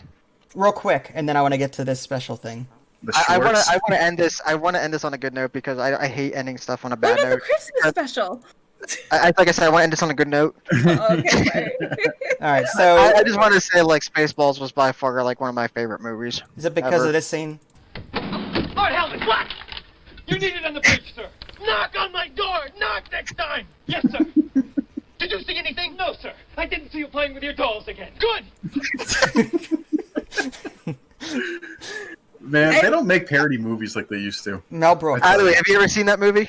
I've seen it, but I don't remember it. It was a long You gotta time watch ago. it. You gotta watch it. I do want to watch it again. I just remember a giant stormtrooper helmet that somebody was Oh my wearing. god! I remember the first time I saw that movie. I was with Vince and my dad, and we were watching it at the old Sampson house, and we were laughing our butts off the whole freaking time. Tuvok was had a like- cameo in that. Oh yeah, whoa, brown. Yeah. When he was combing the desert. Right. It's literally like, sir, are we being too little? And he takes the microphone and like points it right at us, like, command, like, we're telling him to comb the desert, we're combing it, you idiot. And then when he wants to talk to them, he takes the megaphone out, like, he starts shouting at him rather than using the megaphone. That's a good So one. Do you- good. Do you have Spaceballs? I do. Vince? I'm pretty sure I do. Oh, he Okay. does. All right. We'll have to Everybody- watch it. Okay. It's so stupid. It's funny. And then you got like the funny is, like, when I got older, I started to get more of the references. It's like, it's Mega Mate, sir. She went from suck to blow. I was like, oh my god. Yeah, that's not something that we would typically know as kids, but as an adult, yeah. But it was a funny movie. Again, it was very adult themed. I love it. Lots of swearing. There was an alien reference at the end, but with the alien popping out of the chest thing from yeah. I wanted to end that countdown on a good note. Okay. I don't know if that's laughing rather than complaining. No, Mel Brooks. Go Mel Brooks. All right, so I have a short quiz for you guys. I don't know if I have any sound effect that would lead us into this or not. How about... Why, you stuck-up, half-witted, scruffy-looking nerf herder. Sure. Who's scruffy looking? There we go. She's All right. with her brother. Yep. And Hoth, that was a Hoth scene. All right, so They could do sound effects for us. do it. Which character is the only one to have appeared in all of the movies? Was it Princess Leia, Luke Skywalker, Han Solo, C-3PO, Emperor Palpatine, and Darth Vader? Leia. Has to be Leia, right? No. We talking about 1 through 9 too, right? Yep, 1 through 9. It was C-3PO. Yeah. Duh. Oh, duh. He was naked in the first one, then he had some parts in the second. Eventually got up to a red hand in the He finally got color. He got covered. Yeah, because they always cameo the droids in like every movie at least. Right. Yeah, and even in Rogue One, he had a cameo. Yeah. Well, Leia was in Rogue One. That's why I went with Leia as well. Cause she was Well, the thing is, you got to think of like, were they born back then? I was thinking Anakin, but then then I remember he wasn't really in the last. Even though he was like had his helmet in there, I guess that would count. His helmet was in the last 3 movies. Yeah. As a side note, Anthony Daniels does have a voice appearance in Solo, a Star Wars story. Anthony Daniels being C-3PO. He has a voiceover as the character Tack. This makes him the only person to have been involved in all 11 of the films. Oh, that's cool. Yeah. Number 2, according to the Emperor, what was Luke Skywalker's weakness? Was it his faith in the light side of the Force, his faith in his friends, his lack of vision, or lactose? No lactose. That's my weakness. Okay. Well, he clearly had a weakness for that blue milk or whatever. Yeah, the green milk. Yeah. Whatever. He drinks a big thing of milk. I sense a disturbance in the Force.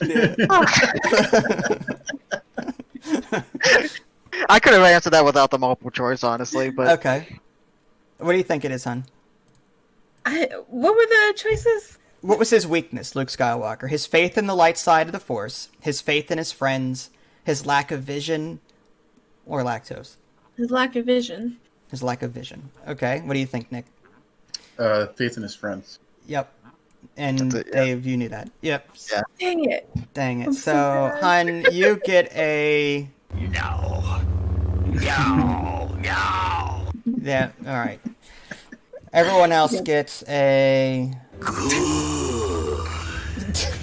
There we go.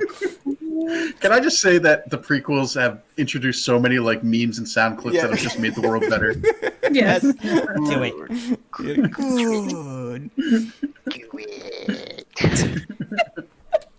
What did Owen Lars tell Luke Skywalker about his father? That he was a Jedi Knight, that he was a Sith Lord, he was a fighter pilot, or he was a navigator on a spice freighter. Okay, say that Who the again. hell is Owen Lars? Owen Lars, Uncle Owen? Uncle Owen, the guy that raised Luke Skywalker. Oh, okay. That should have been a quiz. If you want to question. see what happened to him, there was an episode of Cops. The You remember troops. the troops, yeah. Yeah, I remember that. Okay, Everyone is guilty until proven innocent. hmm What did Owen Lars tell Luke Skywalker about his father? He was dead, Jim. That he was a Jedi Knight, he was a Sith Lord, he was a fighter pilot, or he was a navigator on a spice freighter. He was a fighter pilot. Okay. Nick, what do you think? I believe that's correct. I Dave? agree. I'm not 100% sure, I forget, but I could have sworn that he was, he was told he was killed, but I want to say he was a navigator on a spice thing. That is correct. At least that's based on the quiz that I got. Navigator. Yeah. Yeah, I don't. It's hard for me to remember that scene. Mm-hmm. Dang it, Nick, you gave me false hope. I'm sorry. That's why I let them answer first. I don't. That was a hard one. That was That was difficult. Yeah. Number 4. Who adopted Padme's daughter? Oh my god, I was thinking about this when we were talking about that before. I can't think of his name. Mm-hmm. Is it Bail Organa, Captain Antilles, Owen and Beru Lars, or Jar Jar Binks? Jar Jar Binks. It was Owen. You just said that Owen's Leia. Who adopted Leia? Yeah, who adopted Leia? Oh. You remember, the twins were split at birth to keep them away from Darth Vader. So if Owen and Beru Lars took Luke, then who took Leia? What were the choices again? Bail Organa, Captain Antilles, Jar Jar Binks. Bill, because her last name's Organa. That's right. It's Jar Jar Binks. It's Jar Jar Binks. Yeah. Who freed Princess Leia from her chains at Jabba's palace? Was it Chewbacca, C-3PO, R2-D2, Lando, or Luke? See, Chewbacca just growled at the chains and they just broke apart. That's how it worked. Yeah. Luke. Okay, what do you think, Nick? R2? R2? What do you think, Dave? R2. It was He's R2. It was R2. Duh, I should have known that. Dang it. All right. David's on a roll, so... Great chance. Don't get cocky. Yeah, don't get cocky. Who killed Jango Fett? Was it Yoda, Obi-Wan Kenobi, Anakin, or Mace Windu? I accidentally almost said this. Hold on. We actually talked about it earlier. Yeah. Shoot. Mace. You think it's Mace Windu? Mace. Are you Googling this right now? No, I have no idea who he even is. I'm just guessing. Okay. I don't remember. I have no idea who Mace I think is. I know where all the grimoires are. Yeah, I'll share my screen right now. For those of you that are wondering what Nick is talking about, every time we play Warhammer Vermintide 2, she furiously types at her keyboard. We can hear her do this, and then she's like, "Hey guys, I know where the grimoire and tomes are," and clearly she's just Googled it. So, okay, I know where all the tomes are. Okay. Mm-hmm. What do you think, Nick? I do think it was Mace, right? Okay, and Dave. I'm not 100%. Mace Windu decapitated him. Yep. Yeah. Okay. In my mind, I had in the Coliseum. Yep. You know what it was? When Yoda leaped backwards after Order 66 and cut off those two stormtroopers, I had that scene in my mind. Okay. Cutting off the head of... Yeah, sorry. No, you're good. When you guys were talking about it earlier, I was really trying to remember that scene, and I don't remember, but I heard someone say Mace Windu, and I'm like, I'm trying to rack my brain, who the heck is he? And I don't know who he is. I didn't like when Mace Windu died, but I had a feeling it was coming. Like, it was just... It's just a shame how it went out, but, No, I think it went out pretty good, honestly. I think, him being killed by a Sith Lord is actually pretty... Oh, Samuel Jackson. Yes. Okay. Yeah, All right. I'm not going to say it. Never mind. Let's go forward. Yep. It's family friendly. Number 7. What is the name of the Wookiee homeworld? Is it Tatooine, Yavin, Kashyyyk, Felucia, or Dantooine? Tatooine. Wasn't it? Nick, what do you think? Kashyyyk. And what do you think, Dave? This is Chewbacca. He's from the planet Kashyyyk. Now, why would a 10-foot Ewok... Remember the bunch of Ewoks? Someone watch South... makes sense. Oh, crap, he's using a Chewbacca defense. That's a South Park reference, folks. All right. Yes, it was Kashyyyk with 3 Ys. Yeah, Kashyyyk. That's Wookiee's homeworld? Yes. Yep. Ladies and gentlemen, does not make sense. Mm-hmm. Dang. Is that the Ewok homeworld? No, that's Endor. That's Endor. Oh, gosh. Same idea, though. Same trees, Yeah. According to Yoda, what did Luke Skywalker need to do in order to complete his training and become a Jedi Master? Did he have to confront Vader, lift his X-Wing out of the swamp, destroy the Emperor, or re-enter the cave? Lift it from the swamp. Is that what your answer is? Yeah. Okay. Nick, what do you think? Re-enter the cave. Okay. And Dave? Say the things again. According to Yoda, what did Luke Skywalker need to do in order to complete his training? confront Vader, lift his X-Wing out of the swamp, destroy the Emperor, re-enter the cave. Re-enter the cave. Actually, it was confront Vader. I was thinking of that at first, but like for some reason I wasn't thinking that because they didn't want him confronting Vader. That's Like yeah. it seemed like kind of. In Return of the Jedi, Luke was like Oh. on Yoda's deathbed. You must confront Vader. Oh, I was One thing thinking. I was remains. thinking of The Empire Strikes Back. Yeah. Sorry. No, that's fine. But yeah, Empire Strike or in Return of the Jedi, yeah, he's like, That's so I am a training? Jedi. No, not yet. You must confront Vader. Yeah, he did. I was Yeah. gonna say that, but for some reason I was thinking too much of Empire Strikes Back. yeah, that's my bad. I think I misled you there. No worries. No It's worries. Vince's fault. It is my I think fault. training as a tutorial, so like confronting Vader is like a boss level. Yeah, that's like the final boss. It is the final. Who freed Han Solo from Carbonite? Was it Princess Leia, Luke Skywalker, Chewbacca, or R2-D2? Again, Chewbacca just growled. Just shattered it open. It was Leia, wasn't she like Bushnu or something? Bushnu? Yeah, it's the she was Borscht. a bounty hunter. A Russian dinner, borscht. Yum. I don't remember. It's Bosch or something like that. Bocce. It's bot. Yeah. Bushnu. I like Bushnu. So everyone, I think, got that one. I guess. Chewbacca, obviously. Chewbacca. Yeah. Princess Leia. What vehicle did Chewbacca commandeer during the Endor ground battle? Was it an AT-AT, AT-ST, a speeder bike, or an AT-PT? Atst. A what now? Wow. An Atst. An Atst? ATST. Yeah, ATS. Nick, what do you think? I think that's right. Okay. I'm not great with the. I hope it was. Let's just say that. No, you're fine. She's right. Yeah. AT-ATs were in the Hoth battle. Those huge Yes. honkin' four walkers, the Walking four-legged camel. walkers. The walking AT-STs camels. were in Endor, and the AT-PTs are much smaller. I think they were in Hoth for a very brief amount of time. They walked They're like by. the appetizers to like a giant meal. Wait, so, what was the answer? It was AT-ST. so you're Wasn't right. it? Yeah, You're you're right. right. You're right. I just thought the other ones were like just gobbledygook. No, they're actual vehicles. The when you threw in the whatever it was, the AT-PT or whatever, that's when I was like, oh crap. I don't know. Like I know that it looked like an AT-ST, but God knows maybe it was a Yeah. different model. AT-PTs gosh. are like really small. Like they're Right. Which ship made it into the core of the second Death Star along with Lando in the Millennium Falcon? Was it Biggs in an X-Wing, Dutch Vander in a Y-Wing, Tycho Kelchu in an A-Wing, Wedge Antilles in an X-Wing, or Horton Salm in a Y-Wing? I could have told you this without the multiple choice.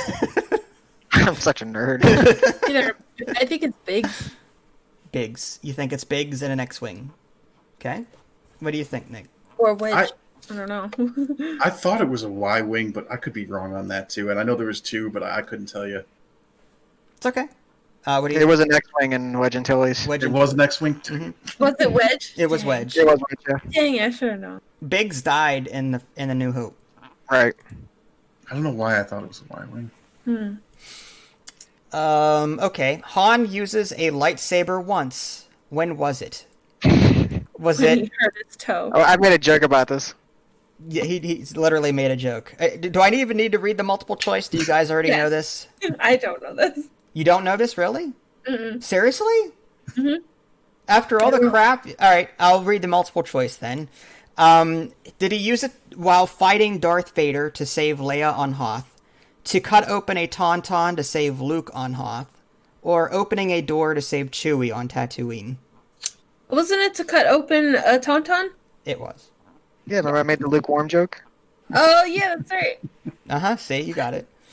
I wouldn't have gone it with the without the. I have a feeling Nick would have known that as well. Yeah. Who was Luke's gunner in the snow speeder during the Battle of Hoth? Was it Biggs, Wedge, Dak, Bark, or R2-D2? R2-D2. I think it was Dak. Dak? Okay. What about you, White Dave? What do you think? It was Dak. In Dak? fact, there was a cheat code called Dead Dak, and a game we used to play. Was it Rogue Squadron? It was Or Rogue was it- Squadron. I think it was. There was Rogue... a cheat code called Dead Dak or something. There was even a Family Guy clip I remember, and when they were having that conversation, and Dak goes to Luke, "Hey, I feel like I can take on the entire Empire," and Luke's like, "Oh, really?" And he's like, "Everyone, Dak's got this one," and then like you see the snowspeeder go at this entire flight, just gets blown to bits. That's awesome. Oh. Yep. So Dak is correct. I gotta find that now and link it to your Discord. Yes, please do. We're almost done. What nickname does Han give to Finn? Is it Big Deal, Finny, Big Daddy, or Hothead? Wait, can you say that again? Hothead. Big Deal, Finny. No, the whole question. What nickname does Han give to Finn? Okay. Big Deal, Finny, Big Daddy, or Hothead? Big Big deal. Daddy. I think it's big deal. Big Deal? What do you think, Nick? I have to agree only because in Battlefront, that's the name of his ability. Yeah, it is. Yeah. Yes. Yeah. Yep, that is correct. Big Deal. Yeah, that's why. I wouldn't have known that otherwise. Yeah, me too. I was like, one of his emotes is, "Yeah, I'm a big deal." You know this from emotes. Okay. I don't know if I should be offended or not. So whenever she's talking about her remotes, we can't give her trouble anymore. Right, because she got a question right on the quiz. All right, last couple. What did Han Solo, or how did Han Solo obtain the Millennium Falcon? Did he steal it from Lando? Did he buy it from Lando? Or did he win it in a card game from Lando? He won it from a card game with Lando. Okay, what do you think, Nick? I believe that's correct. That's correct. That is correct. Very good. You got it. Got Last it, one. This is a bonus question. This is a little difficult, possibly. Okay, good. Which bounty hunter was not present on the Star Destroyer bridge in The Empire Strikes Back? Bushnu. Say again. Which bounty hunter was not present on the Star Destroyer bridge? So I'm going to read off a bunch of bounty hunter names, and one of these was not on the bridge when Darth Vader was telling him to go after the Millennium Falcon. There's Boba Fett, 4-LOM, Dengar, Bosk, Zuckuss, and IG-11. Okay, read the multiple choice one more time. Sure. Boba Fett, 4-LOM, Dengar, Bosk, Zuckuss, and IG-11. Which of those was not on the bridge during that scene where Darth Vader is telling him to go find the Millennium Falcon? No disintegrations. I'm gonna say Bosk. Bosk. What do you think, Nick? This is a toughie. I haven't got it. I'm going to guess Dengar, and it's literally nothing more than a guess. Okay. I have no idea. I really have no idea. Okay. Yeah, I figured this would stump a lot of people. It was IG-11. Really? Yeah. IG-11 is a robot assassin droid. Yeah. IG-88 was present. IG-11 is from The Mandalorian. Because I was like, okay, I know that there was a droid there, so it can't be IG-11, whatever one you said. Nick was so disgusting, he just like to spit out. Yeah. Did I have that? Yeah, that got me. I was like, no, my whole strategy. Oh, okay. So Bosk was there. He was in that one scene. Bosk was in that Empire Strikes Back scene, yes. That one scene. Wow. Okay. Yep. Well, that's all I had. I want to thank everyone for stopping by and for, weighing in. I know it was kind of quick. I mean, we could have gone on for several days talking about Star Wars, but we're trying to keep it relatively brief. So special thanks to Nick and Dave for joining us this time around. If you folks stick around, though, I'm going to do some housekeeping and list off the Patreon and Twitch thank yous and talk about deals and stuff. Should we do the Spanish sentence of the week while they're here? That'd be fun. All right. I posted that video in your Discord, by the way. Thank you. All right, I'll just switch this over real quick. There we go. But no one can see it. Okay. I'm gonna have to. Well, if I share my screen, I'll copy and paste this onto. Let's see. I'll just give them the sentence. Yeah. Can you send them a message? Yeah. Okay. and then let me know when they've got it. And in the meantime, I will go ahead and bring the segment in with the song, if I can find it. There we go. There we go. Beautiful. This doesn't get tiring at all.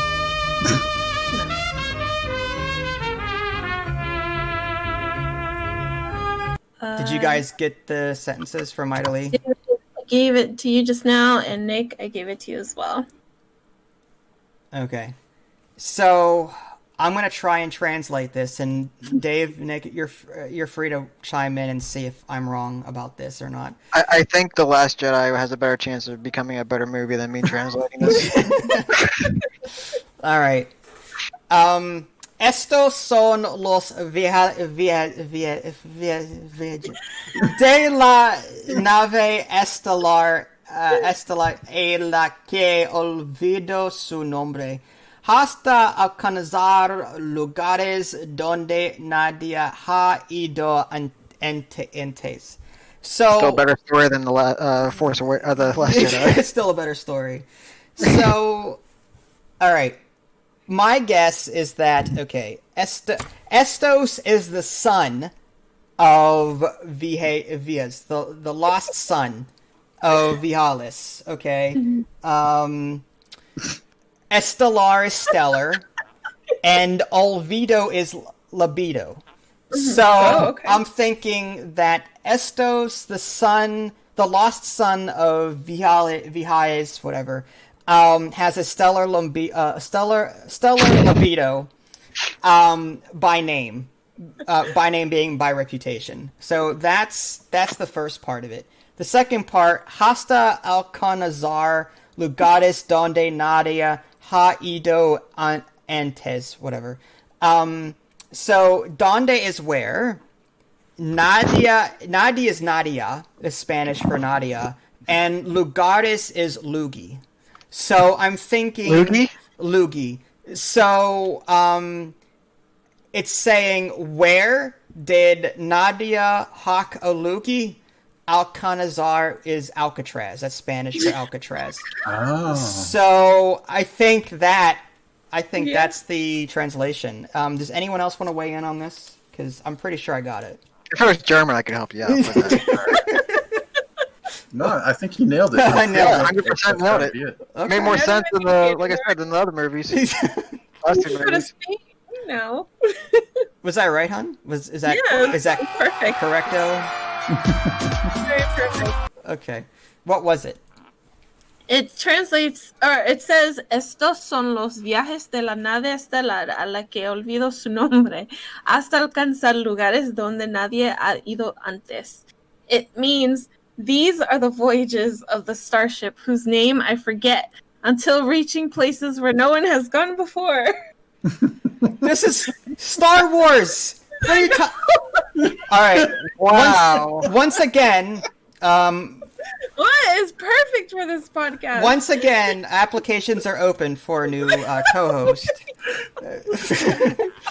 I'm kind of backtracking here, but there was an episode with The Big Bang Theory where they were going to see The Force Awakens, and Will Wheaton ended up going into the movie theater with his Star Trek uniform on and went like this, and with like the middle finger, and someone yelled at him, and he's like, "Yeah, live long and suck it." That is a great note to end on, folks. Live long and suck it. Yeah. Live long and prosper. So, thank you so much, Nick and Dave, for stopping by. It's been great having you. It was fun. Yep. I'm gonna go get ice cream now. Sounds good to me. Well, maybe, in theory, it sounds good to me. I can't have any, but it sounds good. That's how to do it. All right, guys. I'll see you guys later. Thanks for stopping by. All right, it's time to do a little bit of housekeeping. Before I do that, special thanks to Ida Lee, David, and Nick for joining me in the last segment. I mean, I know Ida Lee's not that big of a Star Wars fan, but it's kind of interesting to see what a non-fan's opinions are compared to a diehard fan's opinion like myself or my brother. So it's really cool to see various views like that. But anyway, I want to quickly get into my Patreon and Twitch thank yous. So my Patreon subscribers for the month of May Ratsies pledged $135 this month for a lifetime of 3,770. Scotty R pledged $100 for a lifetime of 1,910. Brian pledged $50 for a lifetime of 550. Greg Howe pledged $10 for a lifetime of 452. Mindalot pledged $5 for a lifetime of 100. Rip Alpha pledged $1 for a lifetime of 49. And both Alyssa Barrett and Rabbit Amoeba pledged $1 for a lifetime of 8. So thank you, everyone. I did send out keys to Ratsy, Scotty, Brian, and Greg. So please check your emails and let me know if there's any issues with them. Twitch subscribers, it doesn't tell me how much you've donated in terms of like bits or anything, but I can see your subscription streak. So White Knight, my brother 74648, has subscribed for 37 months. Bessa702, 35 months. Mistama, 20 months. Misa88, or ex-Misa88, 8 months. Little Lily P, 5 months. And I'm going to butcher this. Maya Demantis, something like that. 1 month. So thank you very much. I appreciate it. New releases and sales, real quick. New releases, Total War Rome Remastered. You can get it for $30, no sale. Cryofall, 35% off, $13. Nier Replicant version 1.2247448, blah, blah, blah. 0% off, $60. R-Type Final 2, 0% off, $40. Those are the new releases. There's more, but I'm trying to keep this relatively brief. Sales, Steam Death Stranding is 60% off, $24. Iron Harvest is 50% off, $25. Star Wars Battlefront 2 Celebration Edition, 70% off, $12. Jedi Fallen Order, 50% off, $20. In fact, because of May the 4th, which is what this podcast is sort of housed around, all of Star Wars is practically on sale right now on Steam. Green Man Gaming, Marvel Avengers, 40% off, $24. There's also a Best of Japan sale going on. Various games, various discounts. Go check it out. Europa Universalis 4 franchise sale up to 79% off for various parts of that. Milestone Publisher sale, franchise sale, up to 90% off for the various products there. I have an affiliate link in the below description, so click on that before you head on over to Green Man Gaming so that I can get a small cut. Humble Bundle, there is a Lego Built To Bundle out there right now. There's also the spring sale going on, various games. Humankind pre-order, 34% off, $39.83. RimWorld, 28% off, $25.19. And No Man's Sky, 60% off, $23.99. Yeah, I have a affiliate link for Humble Bundle as well. So click on that link in the below description, and I'll get a small cut from whatever you buy there. So, there you go, folks. As far as news, I do have a medical procedure coming up in a week. So I don't know how much I'll be able to pump out in terms of content. I may have to recover for a couple of days. We'll see. It all depends. I'm also job hunting, so there is a possibility that I won't be doing as much YouTubing or Twitch anymore. It all depends. I'm just not receiving enough. I do appreciate what I'm getting, don't get me wrong, but I'm not getting enough to pay the mortgage and the bills and all that, so I do have to go job hunting at some point. So the only way to stop that really is to, if enough people pitch in, and you can, if I get like $2,000 a month on Patreon or something like that, then, I can pay my bills pretty nicely there. But as it stands right now, I'm not making enough to do that, so I have to go and try and find another job. So, just forewarning you folks, content may be lighter than usual this month, but, it's up in the air. We'll see. If you guys haven't already, subscribe to me on Twitch and YouTube. That way you can stay up to date with any new content I happen to publish. This is Vince. Thanks for watching, and I will catch you guys next time. Take care.